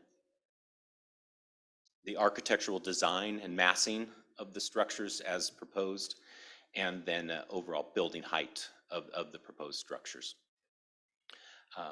Based on the analysis that's offered in the staff report, staff believes the proposal meets all of those applicable and relevant criteria related to the project, but I respect those public comments and want to just highlight that those have been entered into the record. So for consideration by the Planning Commission at the conclusion of testimony today, you have a number of options procedurally moving forward. You can close the public hearing tonight and deliberate and come to a decision. You have the option of continuing the public hearing to another date and time and location certain. You can close the public hearing but leave the written record open for a period of time specified, or I believe those are your options. So happy to walk through those at the conclusion of testimony today to identify what those specific parameters are that are dictated by our code. So with that, I'm available for any comments or questions. I'll pass it back to you, Chair Seymour. Thank you, Matt. Correspondence, have we received any correspondence on this matter other than those items included in the agenda materials? And only those items that I've previously noted, the public comments that have been presented to you tonight.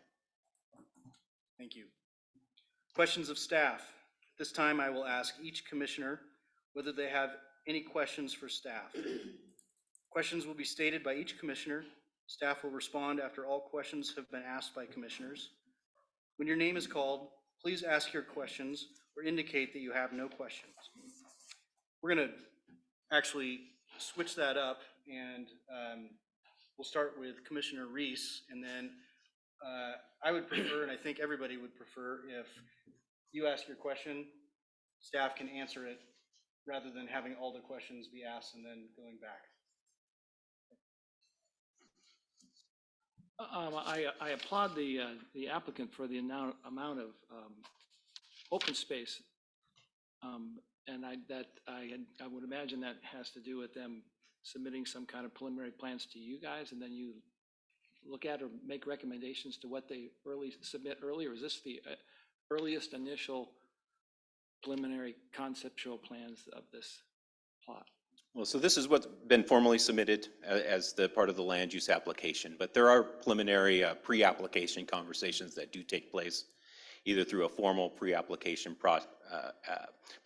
meeting, but ongoing conversations about as the project begins to take shape and evolve. I do know that there were prior pre-application conversations about city's interests or ideas, concepts to provide those amenities and in their location. And my concern is that I applaud the buffer along the highway, but I'm a little bit confused about the no buffer for the neighboring properties, and that there's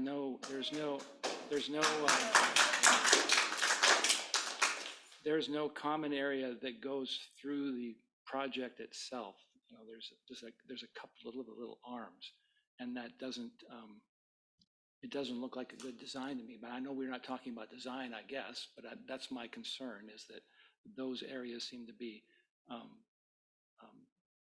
neglected. So if you could clue me in on how that process works in a short answer about having that kind of a criteria looked into. Yeah, so I think at this point, I'll pass the baton to Director Scott Woodford, as he was involved in those preliminary conversations that took place before I took employment here. So. Thank you. Thank you, Matt. Just to give you a little background, there were multiple pre-applications on this project with a previous applicant. The initial plans came in with very little setback along Highway 242 for their structures. We noticed that on the plat for the subdivision that there was a 200-foot setback requirement that was instituted back when the property was still in the county. And near as we can tell, that was done to create a buffer along Highway 242, which is a scenic highway. And I think the intention was to preserve the beauty and the scenic qualities of that highway, which do extend all the way into the city. So there was when it got annexed into the city, there was continuance of that setback. There was a landscape management zone, which is a county zone, that it appears that the intent was to maintain that setback along the road. At some point, that landscape management zone got rezoned. Our records aren't quite clear back then, so it was kind of difficult to discern, where that happened and why that happened. But the staff's intent was to, regardless of that requirement, was to try to work with the applicant to preserve as much of that setback as possible, even if it wasn't, something that we could legally require anymore. And the applicant did respond to that by revising their plan several times to preserve as much of a buffer as they could. So that's where the buffer on the highway side came from, or that's kind of the background story on that. The reason there's no buffer on the top part of the property is that there is no requirement in our code to have a buffer between developments. If there was, we would certainly institute that and follow that, but that's kind of a background on how the site plan came to be. What is the distance from the edge of the highway to the first property? I believe it's around 80 to 90 feet. Site plan identifies 94. 94, okay. Property line to the property line to property line. Thank you. Matt, would you mind putting the site plan back up onto the screen so that we've got a point of reference? Thank you, Emmy. Yeah, the development plan.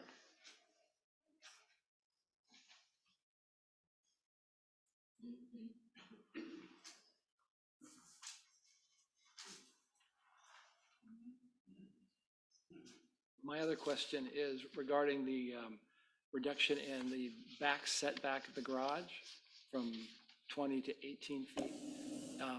They are able to request that, or do we just allow them to do that? They are requesting that as part of the modifications that are allowed as part of a master plan in exchange or accommodation of those amenities that we discussed that provide that addressing the general welfare and of City of Sisters, and I don't have the verbatim what the standard is. I certainly can quote it, Okay. But not a requirement and not required to approve it, but it's that trade-off. Right. Hey, Richard, come. I will hold my my discussion when we're doing it. So thank you for your answers. I appreciate it. Commissioner Nagel, questions for staff?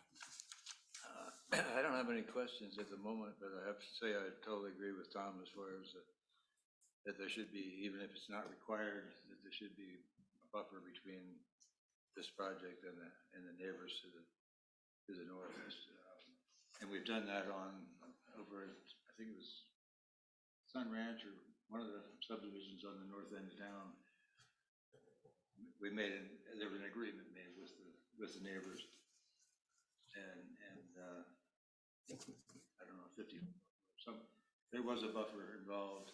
It wasn't required, but just to be good neighbors, it was done, and I think we need to really consider requiring that or asking for it.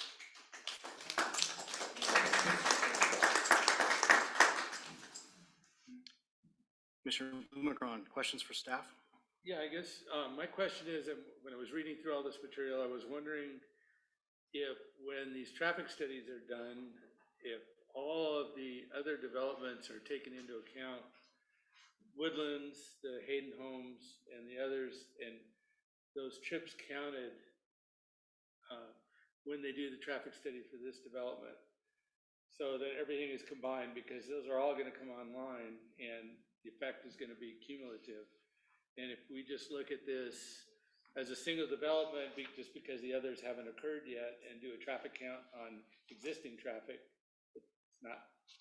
doesn't really give us a true picture. Right.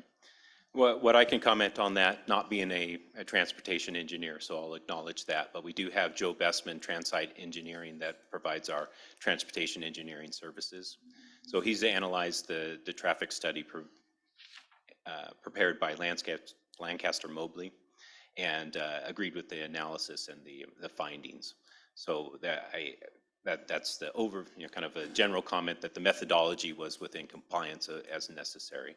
So to go more specifically, within this traffic study, it does acknowledge the elementary school, and it does acknowledge the Woodlands project and the improved intersections that are part of that project. Further down into the analysis, it does, as they make their projections and the capacity and operations of intersections, it does an analysis of full build out up to 2030. So there's an assumption or acknowledgement that those developments that have been approved are part of that analysis. I think another acknowledgement too is that this firm, Lancaster Mobley, provided the transportation impact analysis for this project, the elementary school, and the Woodlands. Okay, it just seems like things are going to get pretty crowded, and I wanted to make sure that everything was looked at. Certainly. Commissioner Blumenthal, any other questions? No, that's it. Okay. Commissioner Davis? Thanks. So one question on this multifamily TBD, that we sort of got a habit of pushing the multifamily down to the end of the train. And I want to have more confidence that it's going to happen and that we're going to see it. It's the last phase here, kind of once again. And so when are we going to see a commitment to that? Is it going to be before revenue on home sales? So they've identified their phasing schedule that's being proposed, and perhaps the applicant can speak to the timing or kind of the prospect of completion of the multifamily. So I recognize your concerns there. Their construction timeline that's identified, full build out would be in 2024. Certainly we don't have that requirement in our code, but I want to acknowledge that I recognize that concern. I haven't identified a mechanism in our code to tie that development to an earlier phase or the timing of the multifamily. So, but we have a very loose commitment then on the multifamily when we approve this project. It's approved in its entirety, and the overall build out is the justification and for compliance with the code. So if that weren't developed, the project would not be in compliance with the land use approval. Thank you. I've got some technical questions, so it's going to be a little bit here. Can we put the requested lot size, the 4,500, which is what we currently have in MFR, and then the proposed 3,600? Can we go back to that slide? Is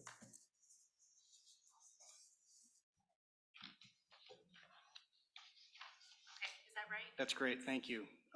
So how, with the proposed lot sizes, widths, setbacks, so on and so forth, with the Woodlands, which was the last master plan that we looked at and approved, they had several proposals as well. And how does this compare with what the Woodlands proposed and subsequently was approved for? So as part of the Woodlands project, it included not only these modifications within that 20% threshold that's allowed as a part of a master plan, they also requested variances which go above and beyond that 20%. So there's a want to make that distinction and a higher threshold for those above 20%. I do have a punch list of those, and so it was very specific to the lots, but I'll identify the cottage housing that was proposed as part of that development, reduced the exterior side yards by 20%. The detached single-family lots was approved for a variance upwards of 23% of the minimum lot size. And also a modification for reduced lot width of 12.5%. So right on, or similar to what we have here. The attached townhomes received a variance of 50% reduction in the rear yard setbacks, so from 20 to 10 feet. And then the townhomes also received a modification of 3% in the lot width, a variation of 1 foot from the standard. And then lastly, 3% reduction in lot area for the attached townhomes, specific lots, down to 3,400, so a reduction of 100 square feet. Also a modification in excess of 30% in the front yard setback for those attached townhomes, and then a variance to the minimum lot size for a triplex, reducing the lot upwards of 30%. And I would just add that the reason for those exceptions were to avoid mature ponderosa pine trees. It was the justification. Can I ask what density was achieved in the woodlands? I'll look for that and I'll get back with you in a second. Thank you for that. Now, how does this compare with what we are considering with our efficiency measures? I don't have that committed to memory. Certainly can do that research and come back to you here this evening later, but make that comparison. Absolutely can do that. I just would like to see with the direction that we're headed, where this stands. Yeah, I can defer to Scott with a more intimate knowledge of that project. Well, you continue on, I'll look into that as well.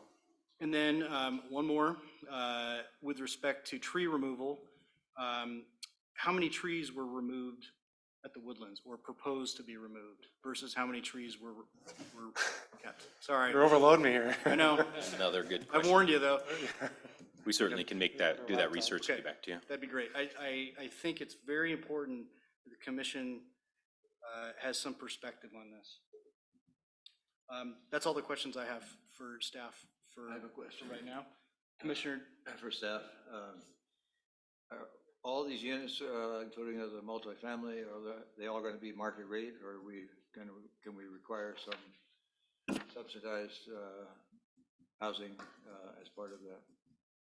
It's not proposed, and nor can it be required on the basis of the applicable review criteria. So that could be something that the applicant offers, but they did not propose that specifically, nor ask for an additional density or a bonus based on providing subsidized or capital A affordable housing. I thought that we could require that.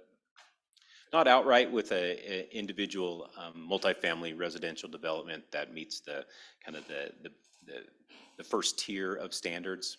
You can get what I use the term bonus to increase density or height or other standards if you provide a certain number of units that provide that affordable housing. Well, we are giving them variances on lot sizes, and that we don't really have to. Don't we have some leverage there? I haven't identified a review criteria that would give leverage to, because they haven't proposed their multifamily to go in excess of those, the standard dimensions. Yeah, the mitigation for some of trying to tie the requested exceptions with the mitigation, so to speak, or the offset, kind of tie them to kind of directly to what the impact was that's created. The smaller lots, the lots that are less wide is, the requests that they're making, and the impact it has on driveways along the street and on-street parking. That's the reason for the request for the alleys. The applicant wasn't initially proposing to do alleys of their own free will. It was a request by the city to help mitigate that exception. So we try to tie the mitigation or the offset directly to what the exception is, or the impact created by the exception, if that makes sense. So the affordable housing would be less of a direct tie to the exceptions that they're requesting. Hopefully that makes sense. I have one more question. On your Exhibit D, staff recommendation conditions of approval, number 12, It says setback from the streets shall be staggered, or buildings must contain architectural features that assure variety and interest along the street in accordance with SDC 4. What? So one of them means staggered. They have to, what's the other one mean? So within the multifamily residential district, there are design standards that are required for any single-family dwelling. And there's a punch list of available options. And so a longer list, and you're required to provide a minimum of 4 of those features. So it's porches, it's window frame, change in materials, articulation, other design characteristics. Certainly can But it list those doesn't, off it doesn't specifically. necessarily mean that it could mean that the houses will all be in a line. Is that, they can either be staggered or they can do something else. And will that make them look like they're all not in the same setback? So we'd have the stagger, which would be that offset. And if they don't want to do that, it says they can do that, or they can buildings must contain architectural features that assure variety. And that's the variation. So it's either provide those options for providing the stagger or these design elements that give that variety from house to house. Okay, I got you.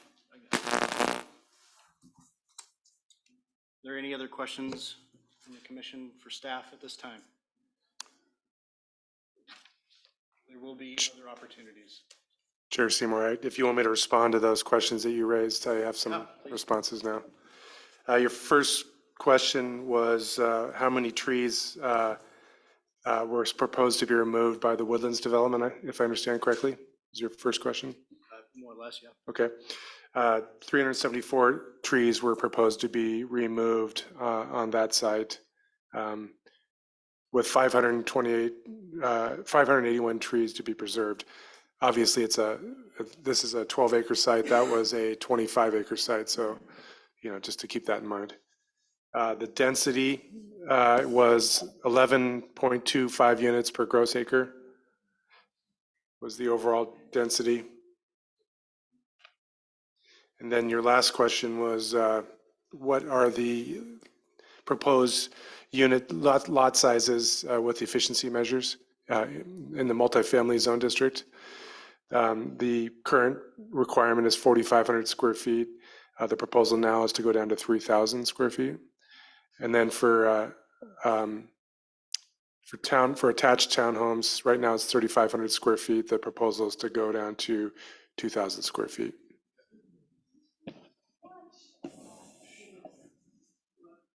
Thank you, that's helpful. Just confirming no other questions by the commission. Okay. Applicant presentation. The applicant will now provide a presentation.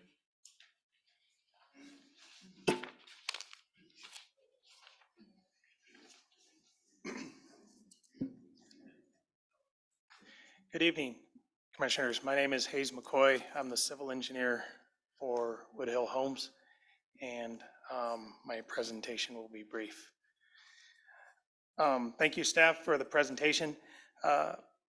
This property, as stated several times, zoned MFR, which comes with several constraints on developing it. And I believe this property was annexed into the city in the early 2000s? Late 90s. Late 90s, thank you. I have, as a consultant, have been hired several times to evaluate this property in a wide variety of different development options. And so even prior to even go to the city, we will work with a developer and what this may look like. And everything's been thrown at this, manufactured housing, all apartments, all sorts of things. This particular development, I believe, represents a pretty good balance of the goals that the City of Sisters, having worked on a lot of projects here, that I've heard over the years. And it can't do everything for everybody, but I think it can do a lot for a lot of people. I think there's a balance between middle housing and multifamily. We have good street connectivity, and this buffer, to city staff's credit, is an important feature for the city. We, as Scott correctly pointed out, there have been layouts that showed a big row of houses right along the McKenzie Highway, and that was a no-go. So we went back and we looked at it again. Preservation of that buffer is important, and I get it. No objection to that. And Matthew had correctly pointed out, unlike a lot of master plans I've worked on, this one is dedicating double the required open space. This makes this buffer even more effective. A few other things I wanted to touch on from comments.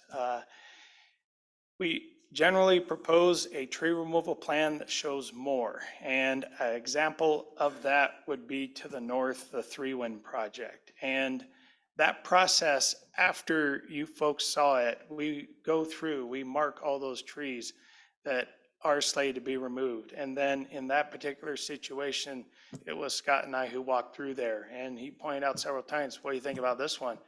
Hey, I think we can move it, we can save it. And so while there is going to be a lot of tree removal when you have a forested area that's zoned MFR, there are opportunities down the road where we can go through and say, you know what, we can keep this one, we can work around it. And even the public works director several times has told me over the years, let's adjust this road, let's move this planter, let's try to keep this ponderosa pine. It's not going to make a massive difference, but it is going to be a tree here and there. The modification of conditions presented by Matthew are acceptable to us, no argument from us. And then there was a comment about the multifamily being kicked to the end. And that is usually how these are put together. My understanding though, from McKenzie Meadow Village is they wanted to move ahead faster. It was a material and supply problem. They couldn't get the materials to finish that multifamily fast enough. And it's a frustrating situation that every construction project was experienced in the entire country. In this case, we have placed it in phase 5. And I do want to make the point that it was pushed to the east and it's adjacent to the remaining commercial property, part of Three Wind. So the highest density is away from existing development. But my direction presently is to explore that first. That doesn't mean it's going to happen first, but that's where my efforts are being told to focus on. Does that mean it's going to be first? I'm not sure, but that's what I'm being told to do right now. Anyway, that's all I have for my presentation. Happy to answer any questions you may have. Thank you. Welcome. Questions of the applicant? At this time, I will ask each commissioner whether they have any questions for the applicant. When your name is called, please ask your questions or indicate that you have no questions. Tom? I have a question for the question you asked me at the beginning, and I think I'm biased. And what is that? What happens if I say I have a bias? Am I not allowed to participate anymore? Do you want to elaborate on your bias? I live in a neighborhood that Woodhill Homes constructed a lot of houses in. Okay, that in and of itself does not make you unfit to weigh in on this. It's the question of whether you think you can still make a fair and unbiased decision based on the criteria. Thank you. Thank you for being here. Appreciate it. Like I said, I applaud your open space. Just from the design, and I know I'm not supposed to be talking about design. I'm really concerned about the lack of open space within the project, housing project itself, and the massive buffer on McKenzie Highway, and the lack of any buffer on the north and on the east. And so, if you can help me understand the reasoning for this. Yes, a priority was made for that buffer along the McKenzie Highway. That doesn't mean you can look at this map, it's wide east to west, it's narrow north to south. How much buffer is necessary along that McKenzie Highway may be an important decision that's made this evening. But in terms of a developer who's intending to build homes, we're just shifting things south a little bit if we need that buffer on the north end.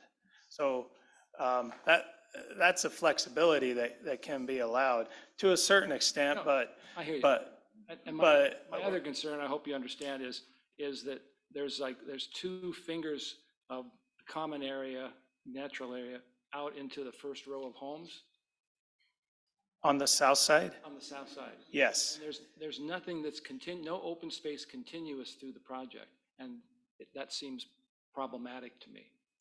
I see what you're saying. Those two particular fingers were chosen because I believe those are some significant ponderosa pines there. They aren't meant for connectivity. No, I hear what you're Okay. saying. I hear what you're saying. And you've answered my question, Yeah. so that we can. Okay, yes, understood. I think. Commissioner Nagel? I still agree with Tom that there should be some open space internally and there should be a buffer on the north side. And I think you could probably have less of a buffer along Mackenzie Highway. The neighbors say to be good neighbors, you know. I'm sorry, To be good neighbors, you need. Yes. You need to do something with a buffer on the north side, I believe. I don't know if we can require that or not, but we should. I just remind Commission that this is not deliberation time just yet. It's still time for questions. So if you could refrain on your final opinions just until that time, that would be advisable. Thank you. Commissioner Blumenkrawn? I have no further questions right now. Commissioner Davis? Davidson, sorry. No questions. Thank you for your presentation. You're welcome. All right, thank you. Yeah, no questions from me either. Thank you for your time.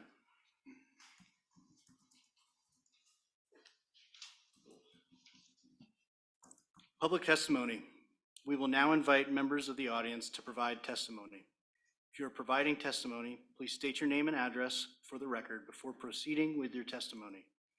For those attending via Zoom, we will conduct a roll call to see who wants to provide testimony.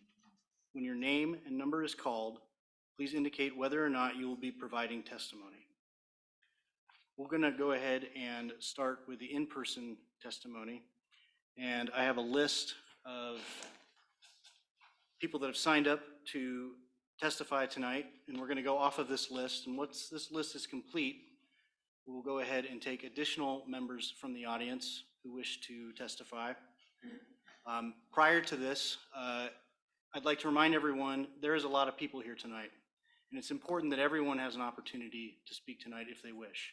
So with that being said, please make your comments clear and concise. If we have to, we will keep it to 3 minutes. I prefer not to, but in the interest of everyone, we may have to do that, just giving everyone a heads up. Lastly, I'd like to take an informal poll from the audience. Who here, please raise your hand if you live in the Pines subdivision. Thank you. The first person to testify tonight is, and I apologize in advance, I'm having a night.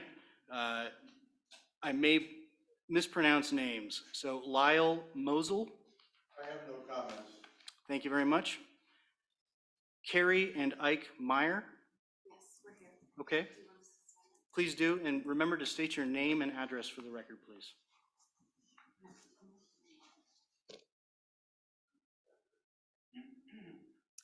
Hi, I'm Carrie Fitzpatrick, and I know we're pulling up the development plan here. I live in the Pines at 308 North Wheeler Loop. I purchased there 3 months ago, and my backyard is around 14, 15, and 16 of the townhouses. So you can see my perspective and many of my neighboring perspectives here. But I understand our comments are related to the code, and I do want to stick with that. Related to the tree preservation, clearly they're going over the max in the fact that they have to pay in lieu, and you saw how drastically different it is from the woodlands. There are absolutely no significant trees on the property line whatsoever related to the pines.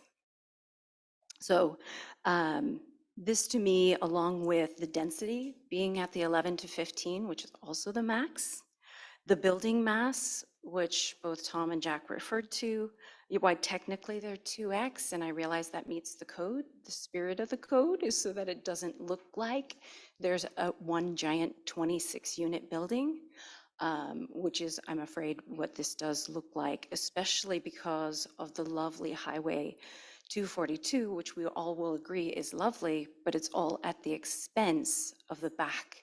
So if you look at page 12, the exceptions, all of the exceptions related to the attached, on top of the fact that they're at the maximum for trees, they're paying fines to get within the limits, etc. It really shows that we can't allow for all those other exceptions, which makes the garage setback less, which makes the lot width less, which, it goes on. But all of those things squeezes everything so that the back, which is the property of the pines, suffers at the expense of the beautiful front. So we have a beautiful facade, yet the people that actually live in Sisters are going to be on top of each other. Again, no significant trees, also no plans to buffer with any kind of replant trees there, which is very unfortunate. To me, the exceptions show that if you're pushing the envelope on a lot of these and you need all those exceptions, you probably need to just reduce a few of the units, then people can be at the right size, and et cetera, and allow for everyone to be happy, the developers as well as the neighbors. So our hope is that you think of being good neighbors and keeping Sisters quaint. Thank you.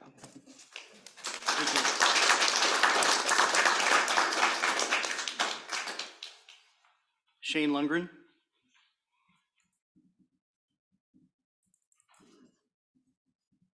Good evening, Chair Seymour and Council, Commissioners. I'm Shane Lundgren, 26266 Metolius Meadows Drive in Camp Sherman. And I've got lots of comments and thoughts, but I've been a developer in this town for almost 20 years. And I started with Sun Ranch, and that took about 3 years to get 45 houses approved, and a lot of input from neighbors and commissioners, et cetera. And it was a slower process then, and we thought we wanted a lot of people to come to town, and now that they've come, it's one of those anecdotes about watching things happen slowly and then realizing they happen very quickly. And I think we've sort of hit a tipping point in this community. And I'm speaking more philosophically than specifically to this, and I bear with me for a minute here, please. I guess my point would be the state mandates that we provide residential land, that there's this criteria that cities have to abide by to have a 20-year supply of residential land. And my question would be, going forward, everyone wants local control of their communities. We've got to take control. We have to act locally. What would happen what would be the recourse from the state if a city decided not to grow, not to have 200-unit subdivisions every 3 months applying? Because as Art pointed out, the traffic impacts, the impacts on the schools, on the sewer, you lose control. And all the reasons that we're all here maybe are not going to be reasons to be here anymore. So I know it's a difficult discussion because you can't really move somewhere and pull up the ladder. That's not how society works. But we also have to protect and preserve things that are unique, like Sisters. And what's the state going to do to you guys? Come find you and sue you? And it would take the 20 years to find planning commissions change. I mean, there's probably been 50 faces up here since I've been a developer. And what's the recourse from the state? What are they going to do? So that's my philosophical question to the community and society in general here. And I've been on both sides of, being a developer here in town and being one in the Metolius Basin that basically had our rights stripped away by the state. I fully respect property right ownership, and I think Hayes McCoy and his group, everybody's doing things by the book. It's a great job, and I have nothing against any of the particulars of this project and, you know, tremendous integrity with all the people who've been involved. So I'm not going to poke any holes in this specific boat. I just think we have to ask ourselves maybe a bigger question. So thank you for your patience with my diversion from the normal protocol here, but I'll leave it at that. Thank you. Greg Willits. Chair Seymour and commissioners, thank you for having me. Greg Willits, 69500 Green Ridge Loop in Sisters, Oregon. And I should have spoken before this meeting started. I was asked by EDCO to come here and share a workforce housing letter with you. So this is not necessarily part of this this conversation. Is it appropriate to read this letter at this time? I think that it's probably better and more suited to do it after the public testimony relating to this hearing. Perfect. If we have time after the hearing is concluded, we would love to have you read the letter to us. Super fantastic. Sorry for not speaking up early. I didn't know that. That's okay. A lot of people in the room. Thank you for your time and thank you for everything you're doing for the town of Sisters. I appreciate it. Thank you. Marvin Inman.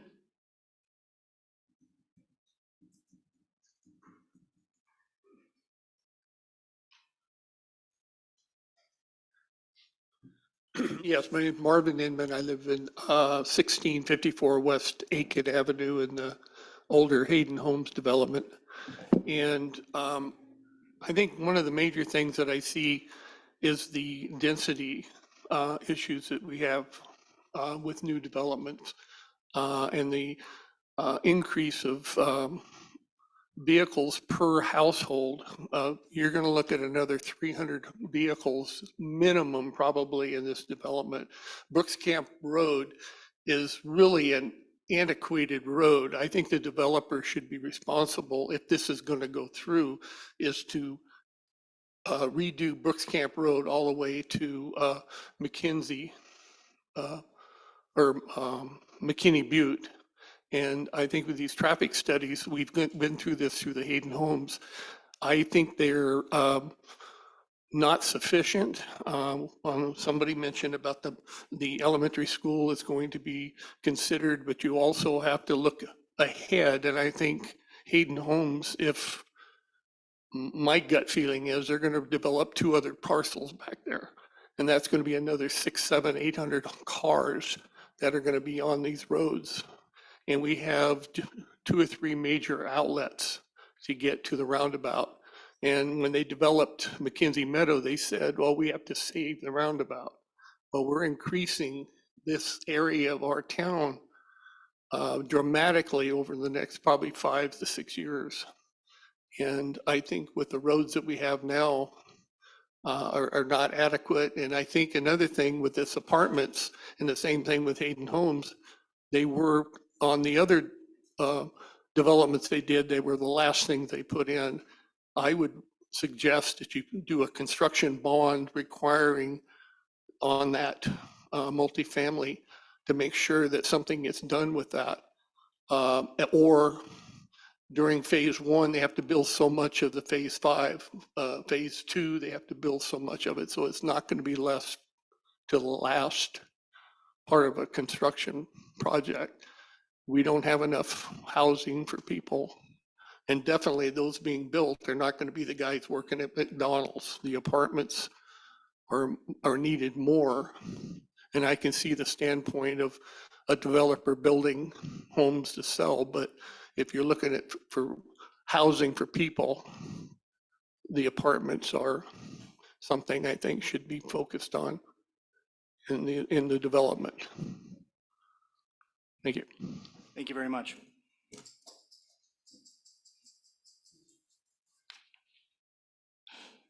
Lauren Melbreck.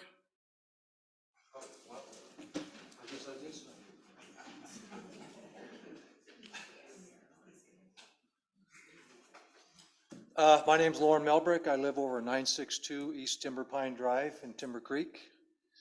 And really, I just have a comment, and that would be, for us as a city of trees, we used to be called, to allow someone to come in and cut down 426 pine trees, to me is unconscionable. I think that is just, it's just, we're slowly watching the city of Sisters erode into Redmond. And we're not going to be a city of Sisters anymore. We're going to be a condensed vision of Southeast Portland, or, I mean, you're going to have cars and traffic and all kinds of problems when you have all kinds of density come in. So I just hope that we take a look at the big picture, what we're voting or not voting for, but what we're looking to see happen to our town. Because we didn't move here. A lot of people are from somewhere else, the Sisters, to have it be wrecked, in my mind. It's going to be in the shadow of what we dreamt it to be. We wanted to keep it that way. Not against growth, but I am against something like that. That is an albatross of something I would hate to see come into Sisters. It won't be affordable housing. These apartments are going to be $2,000 a month. They're not going to be affordable for anyone. So we can't really use the guise of affordability, in my opinion. So I don't understand, and maybe this is a question I have, why aren't land use issues like this brought up for a vote of the people who live here? It always seems like we never have a say in the community that we live in, that we pay taxes in. So why don't we get a vote in on this? We get comments, but we don't have a, we're not involved in a direct resolution of it. So that's a question I have. I don't know if anyone can answer why people aren't allowed to vote on land use rights, land use issues, land use usage. That's just my feeling on it. I hate to see something like this come into Sisters, because once this goes in, it's nonstop. Then we're going to want to move the urban boundary out, and pretty soon the BLM will become houses and apartments, and we'll look around 20 years from now and say, wow, what happened to Sisters? I remember when it was like that. So that's just my comment on that. So thank you very much. Thank you.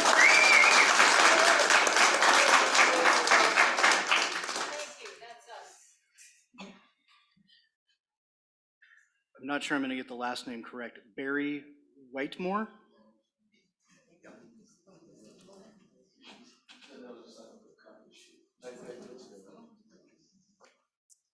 Hi, Barry Wetmore, 1111 East Timber Pine Drive down the street. Thank you for the opportunity to present, to talk for a minute. I just want to pick up on a comment that Commissioner Art mentioned relative to the traffic studies. And your final comment was it's going to get kind of cozy in here.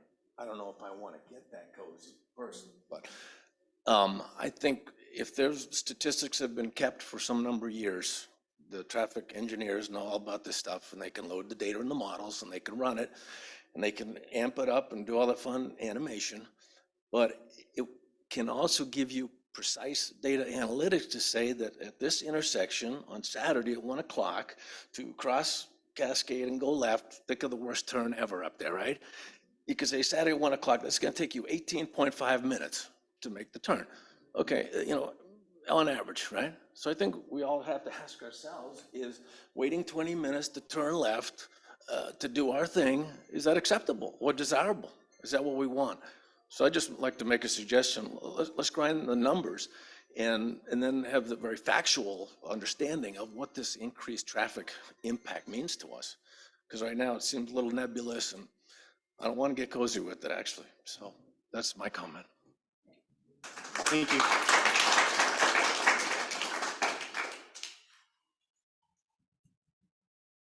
Nancy Cook, I'm sorry, I can't read the last name. Okay, thank you. Curtis, thank you. Paul Zosel.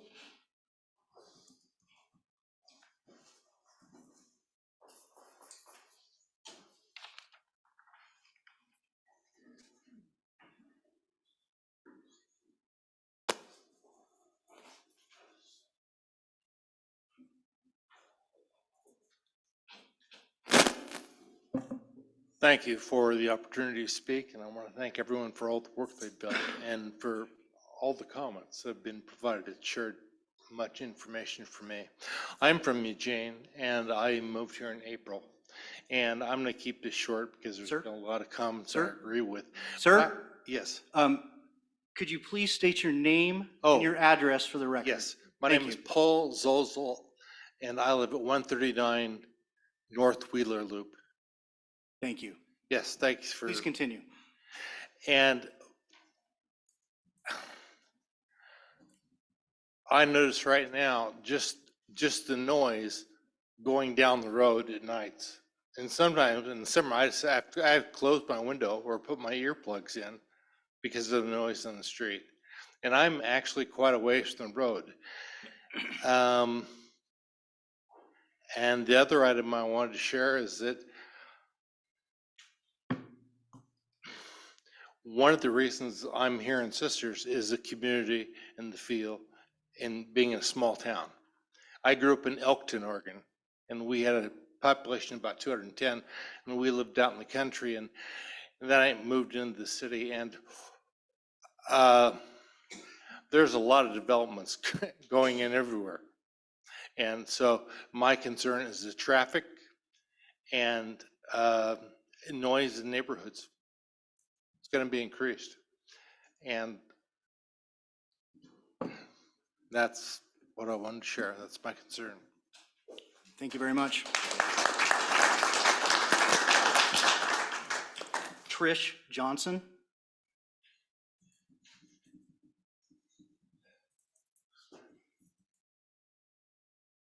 Hi, I'm Trish Johnson at 997 East Creekview Drive. I really appreciated what people said. Gentleman in the white hat, thank you so much, and everyone else.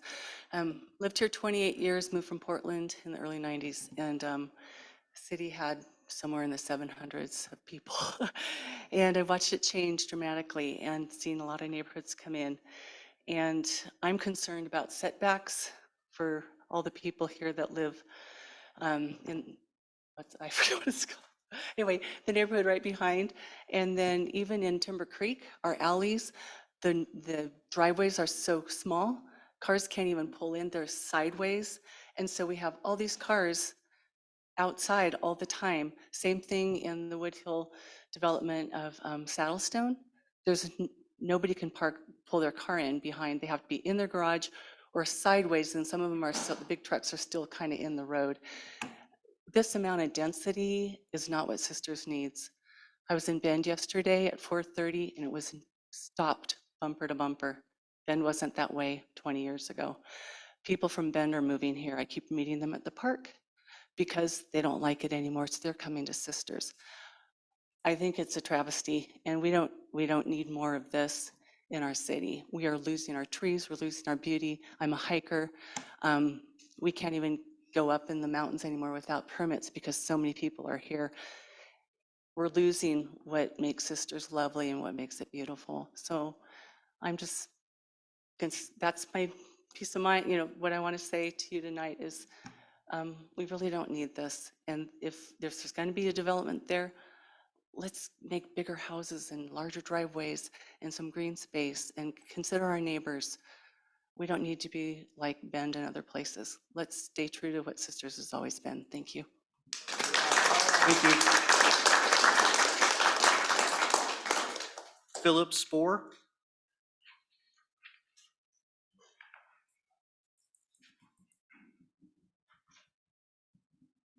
My name's Philip Spoor. I live in the Pines, the address 159 Wheeler Loop.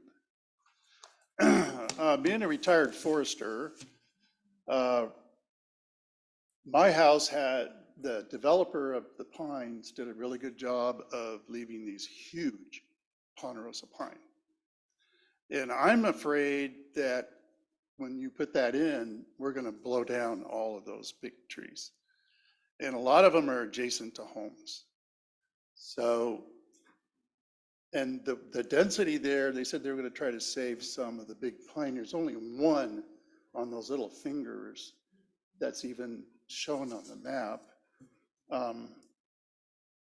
And if you cut all that, I'd like to see a study done. There's a lot of developments out there that have huge pine.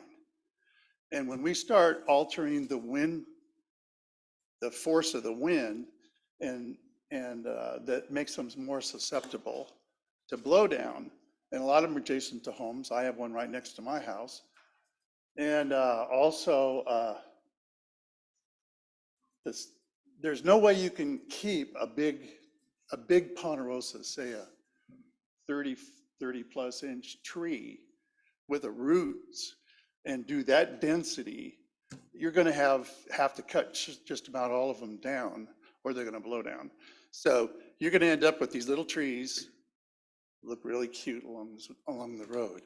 The second thing I'd like to talk about is some kind of a buffer on the pines. If we could move 10 feet even into that green space and add it to the back, and then landscape it against the fence, that would be great. There would at least be a little bit of a buffer. That's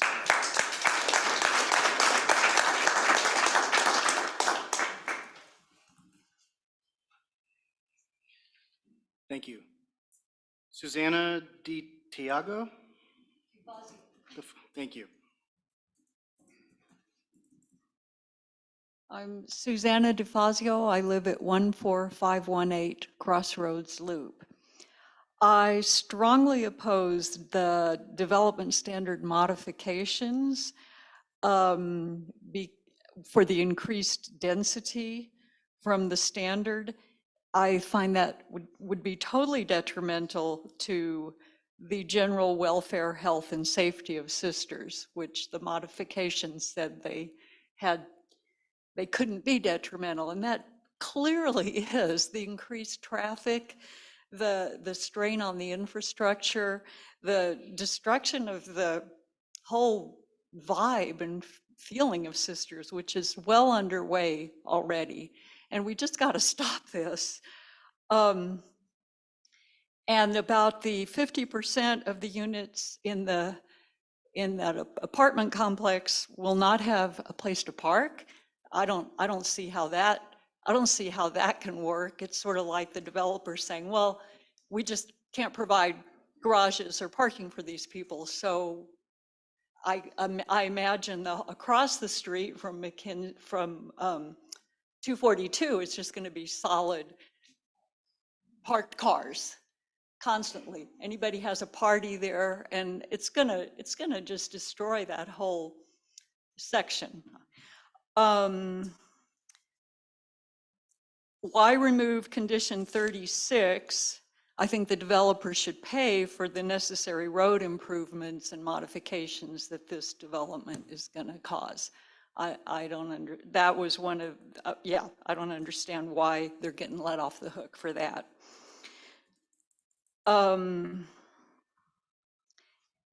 Cumulative effects, somebody mentioned cumulative effects earlier on.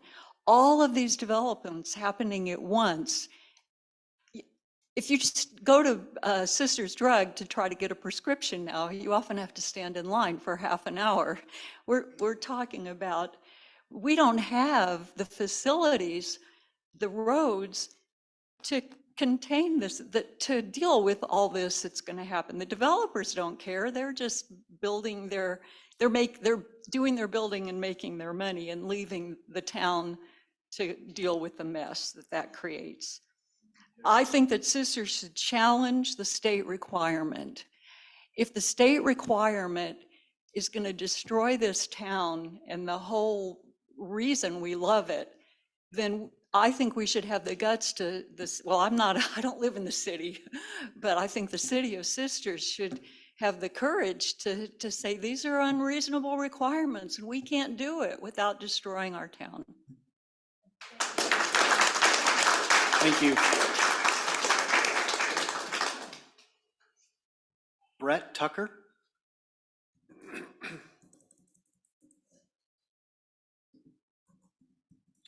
Sharon Booth.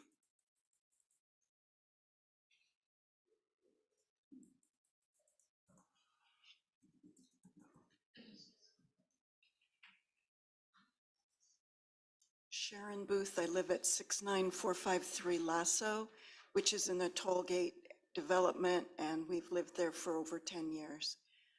I would echo what a lot of you have said, particularly the gentleman in white, because he stands out so much, that I think Sisters is just changing too fast, and I don't understand why destroy the things that we love that are going to make it forever different. You know, Bend basically has destroyed itself in large part.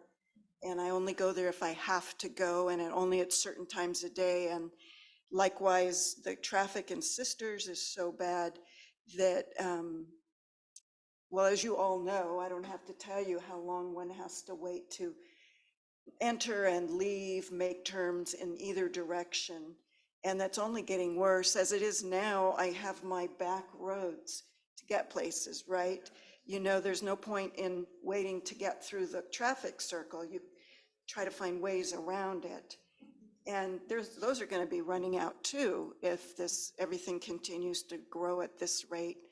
And with the traffic, yeah, I just don't think it's where Sisters wants to go, to be growing this fast and with developments that have this high density.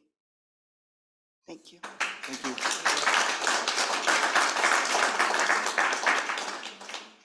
Mike Cushing.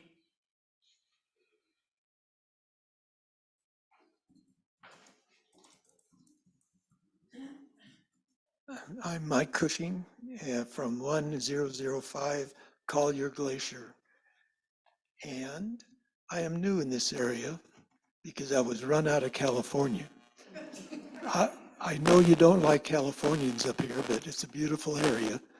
I've been up here for 6 years visiting a cousin who's been here 30 years. And you're going to ruin this area. My family was in California for 170 years. They took our businesses, they took our houses, they took our property, and I had to leave. And I'm not brand new, I'm 80 years old, but this was my last stop. And that project right there, if they would eliminate the center part of it and put big enough houses in there to have a family in it, to park, to live, it would be a good project.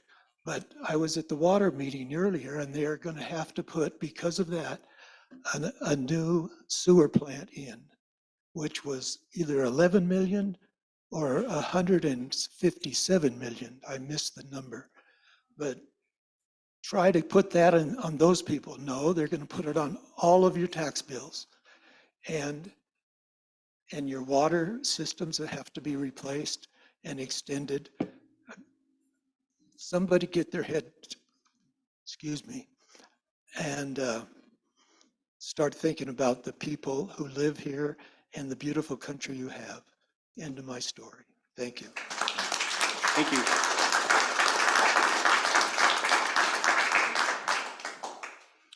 Bonnie O'Hearn. No comment. Thank you. That concludes the list of individuals that have signed up to speak. I think, Emmy, can we check and see if there are any folks on Zoom that would like to testify? Yes, I'm going to call the names that I see on Zoom, and I'd like you to respond with either no testimony or please provide your testimony. The first name I'm going to call is Debbie Earl.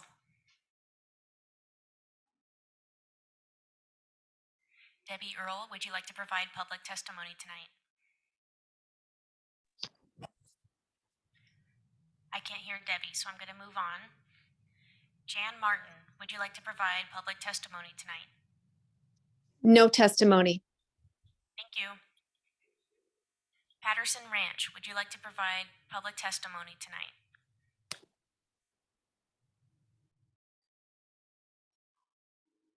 Patterson Ranch, we can't hear you if you'd like to provide public testimony tonight. Okay, no response. That's all that's on Zoom. Okay, great. I did miss a individual that signed up, but we had a third sheet here. Wayne Price. No comment. Thank you. For anyone else that would like to speak, we'll take people one at a time if they'd like to raise their hand. Miss in the second row. Sir, we'll get you the next time. Sir, we'll get you next time after she's complete, okay? Hi, my name's Therese Kohler, 1190 Jansen Court. And I just wanted to mention to the commissioners that I was very torn about missing a meeting in downtown Sisters tonight at the fire station about the homeless situation. And I would guess that there are other people who felt the same. I'm new to this project. I agree with what mostly everybody said tonight, but I don't feel educated enough to make a specific comment about the plan. But I do think you should, I hope that you do not make a final vote on this tonight and leave it open for people who, like myself, were conflicted about which meeting to attend, because there is a huge homeless problem here, and there is also a huge growing too fast problem here. So, and it's hard to be two places at once. Thank you. Thank you. Gentleman in the front row. William Power. I live in 1065 West Collier Glacier. Excuse me. Just a minute. I've lived there for about 10 years, and I've had a lot of time to look over that country, that area. And what I found out there basically is about a 4-story stand. We've got old growth that's between 200 and 300 years old that are scattered throughout the area.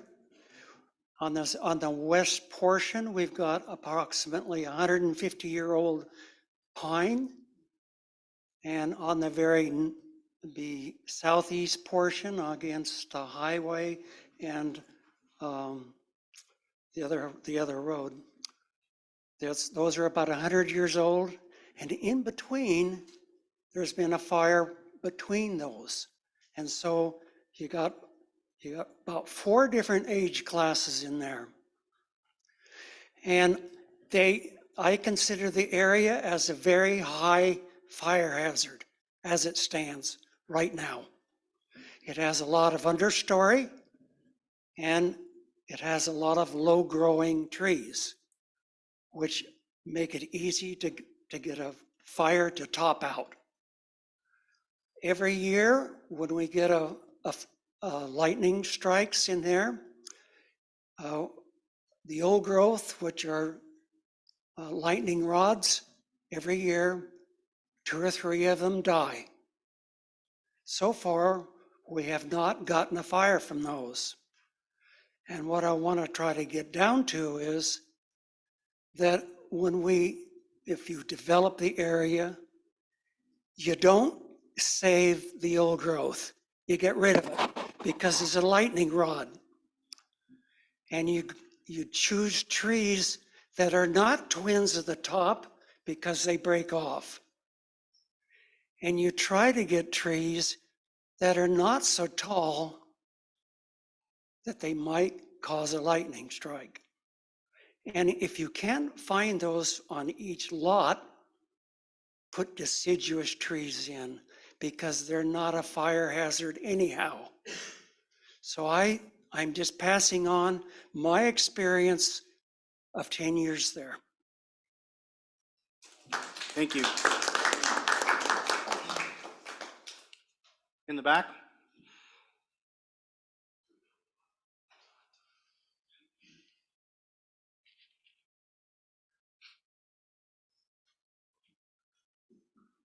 My name is Ed Cook, and I live at 1101 East Timber Pine. And my wife's family lived on Star Ranch.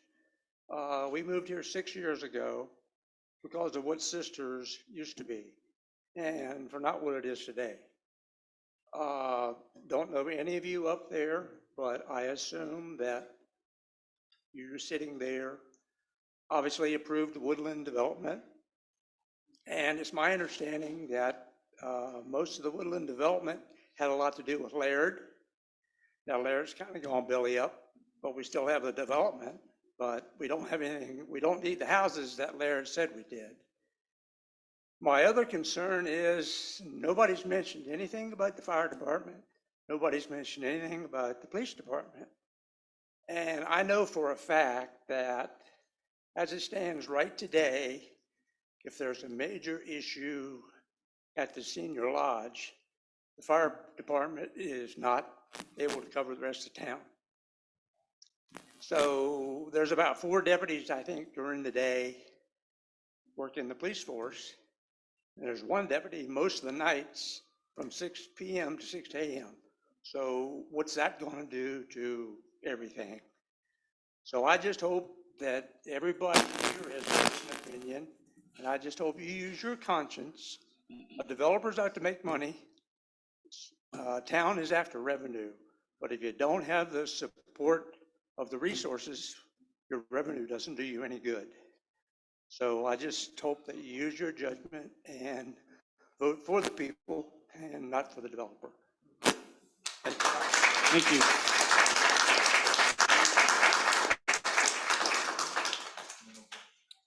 Anybody else? Sir? Hello, I'm Frank Biegert, 198 North Wheeler Loop in the Pines.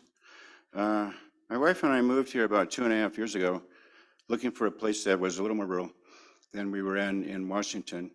And over the years that we've seen Sisters before we actually moved here, it was a lot different than it is now. I'm very concerned about this proposal because I always thought this town was a semi-rural town. This is not semi-rural. We live in a neighborhood that is now surrounded by 3 sides by new construction. We've got on the west side, we've got houses coming in from the Habitat for Humanities. On the south side, we have this, and on the east side, we have apartment buildings that are 3 stories that can look into the backyards and the homes of the people that side to it. I think this city has absolutely lost its sight on where it should be going. It's terrible to see what's happening here. Also, I'm concerned about the water. I know everybody says, oh, we got these big aquifers and all that stuff. Well, guess what? If we have a drought, it's been going on 5 years now. If it goes on for another 3 or 4 years, you're going to be wishing that we had not done all this development. Ask the people in Kansas who have lots of aquifers back there that have gone dry, and their crops are lousy and their towns are hurting for water.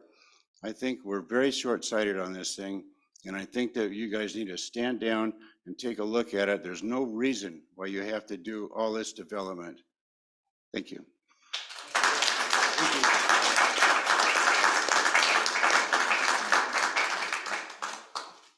Is there anyone else in the audience that would like to speak?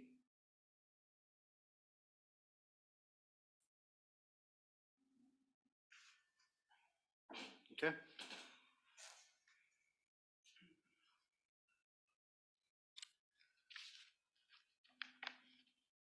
Before we move on, I would like to propose a continuance of this hearing.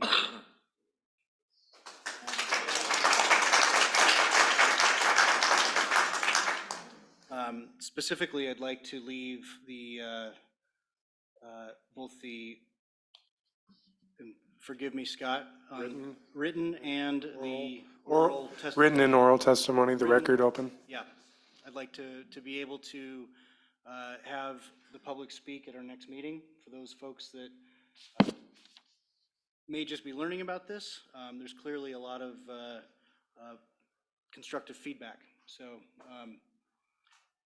do we need to make a motion to make that happen?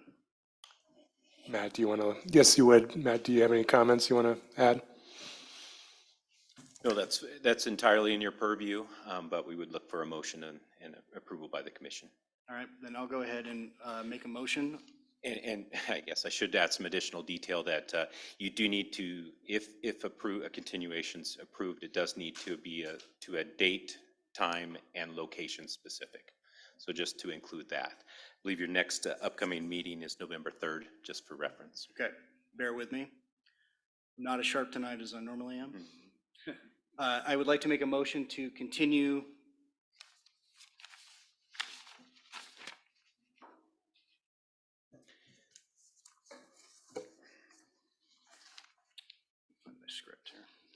The script didn't provide the, this level of detail. What we'd be looking for is continuation of the public hearing. Sure, I just wanted to specify Sunset Meadows City File MP 22-01/SUB 21-01/MNR 22-02 to be continued, and allowing the oral and written public testimony open to be continued to the regularly scheduled meeting on November 3rd for the City of Sisters Planning Commission at 5:30 PM.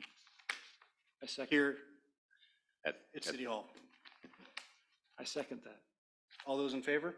Aye. Aye. Motion passes. Can I make one closing comment if we're wrapping up?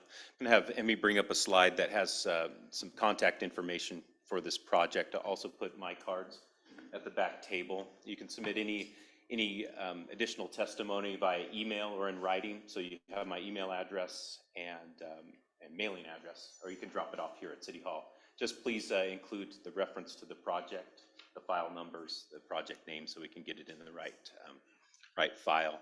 So also on the slide is that contact info. Also want to acknowledge that there's a web address there at the bottom. We've set up a website dedicated to this project that includes the general overview and the entirety of the record. So if you go to the City of Sisters website, community development, notable projects, you'll find Sunset Meadows. So folks, what this means is that in a couple weeks, we're going to come back here and we're going to open the forum back up, just like we've been doing, to whoever wants to talk. And then once everybody has had a chance to say their piece, we'll go ahead and close the public testimony, and then the commission will start deliberating and going through the motions. So just so everybody understands how this works. So with that, we'll go ahead and conclude this evening as far as the public hearing goes. Take the vote? Did you already take the vote? Yeah. You did, I'm sorry. Yeah, it passed unanimously. Okay. But let's go ahead and allow Mr. Willits, if he's still here, to read his letter. Yes. Greg might have gone to his car, so if we give him a minute. We'll hold see the off wave of for people. a couple of minutes. Yeah, we'll let the place.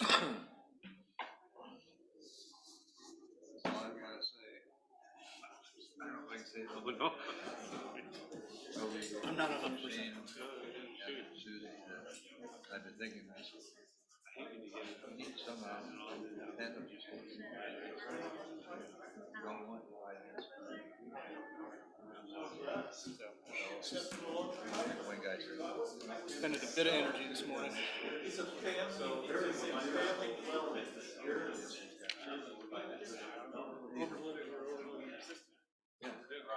exactly. I'm gonna. You want to slip out the back door? You want to slip out the back door? No, I'm okay with that. I've been in. What's that? We did a subdivision. Is it worse than this? Yes.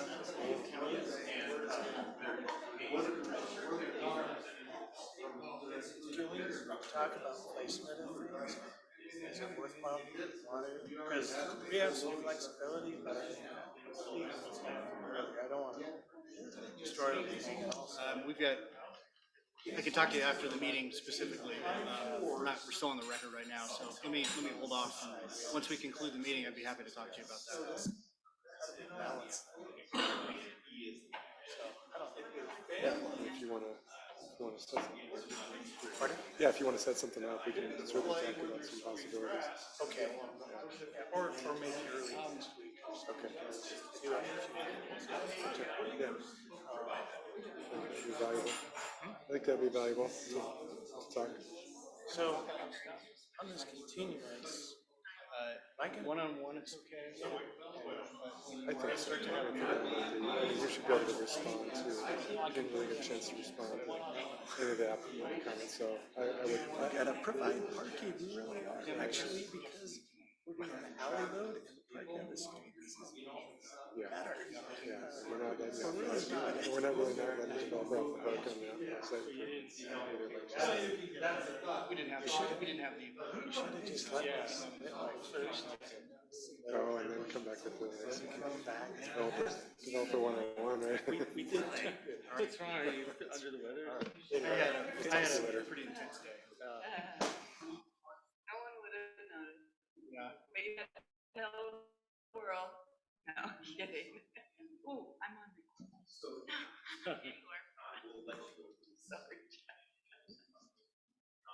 Do we think Mr. Willits is still here? I don't know. I don't think so. Put the lights outside off and on. Yeah. Last call. He could come to the next meeting. It has to do with some of the housing plan recommendations. I've seen the letter, so I could forward you the letter. I think they wanted to kind of present it in person because it generally has more impact if you present it in person. If he wants to, he could come back to the November 3rd meeting. Remind me, we have a work session that will precede a hearing, correct? I'm sorry? Sorry, we have a work session that would precede the hearing. No, the next November 3rd is, well, I've scheduled the hearings for the water and the parks master plans to go that night. We can, those aren't, we could push those off till later. We could do this one first. Make sure we get through those. Those ones, it'd be nice to get those approved, but they're not as time sensitive, I guess. I mean, we can see how the night goes, but I'm sure that won't be a short night either. So, yeah. I suspect it won't. Yeah. Why don't we see what the next few days entails as far as feedback goes? We can, that's not a decision that has to be made tonight. In terms of what we do that night? To include those other two hearings, or is? That's true. Yeah, we can put them on there and you can just continue them if you want to, or we can just, let's talk about what impact it has down the line on other agendas. I was just waiting if Greg was gone. I don't think. Okay. Meeting adjourned.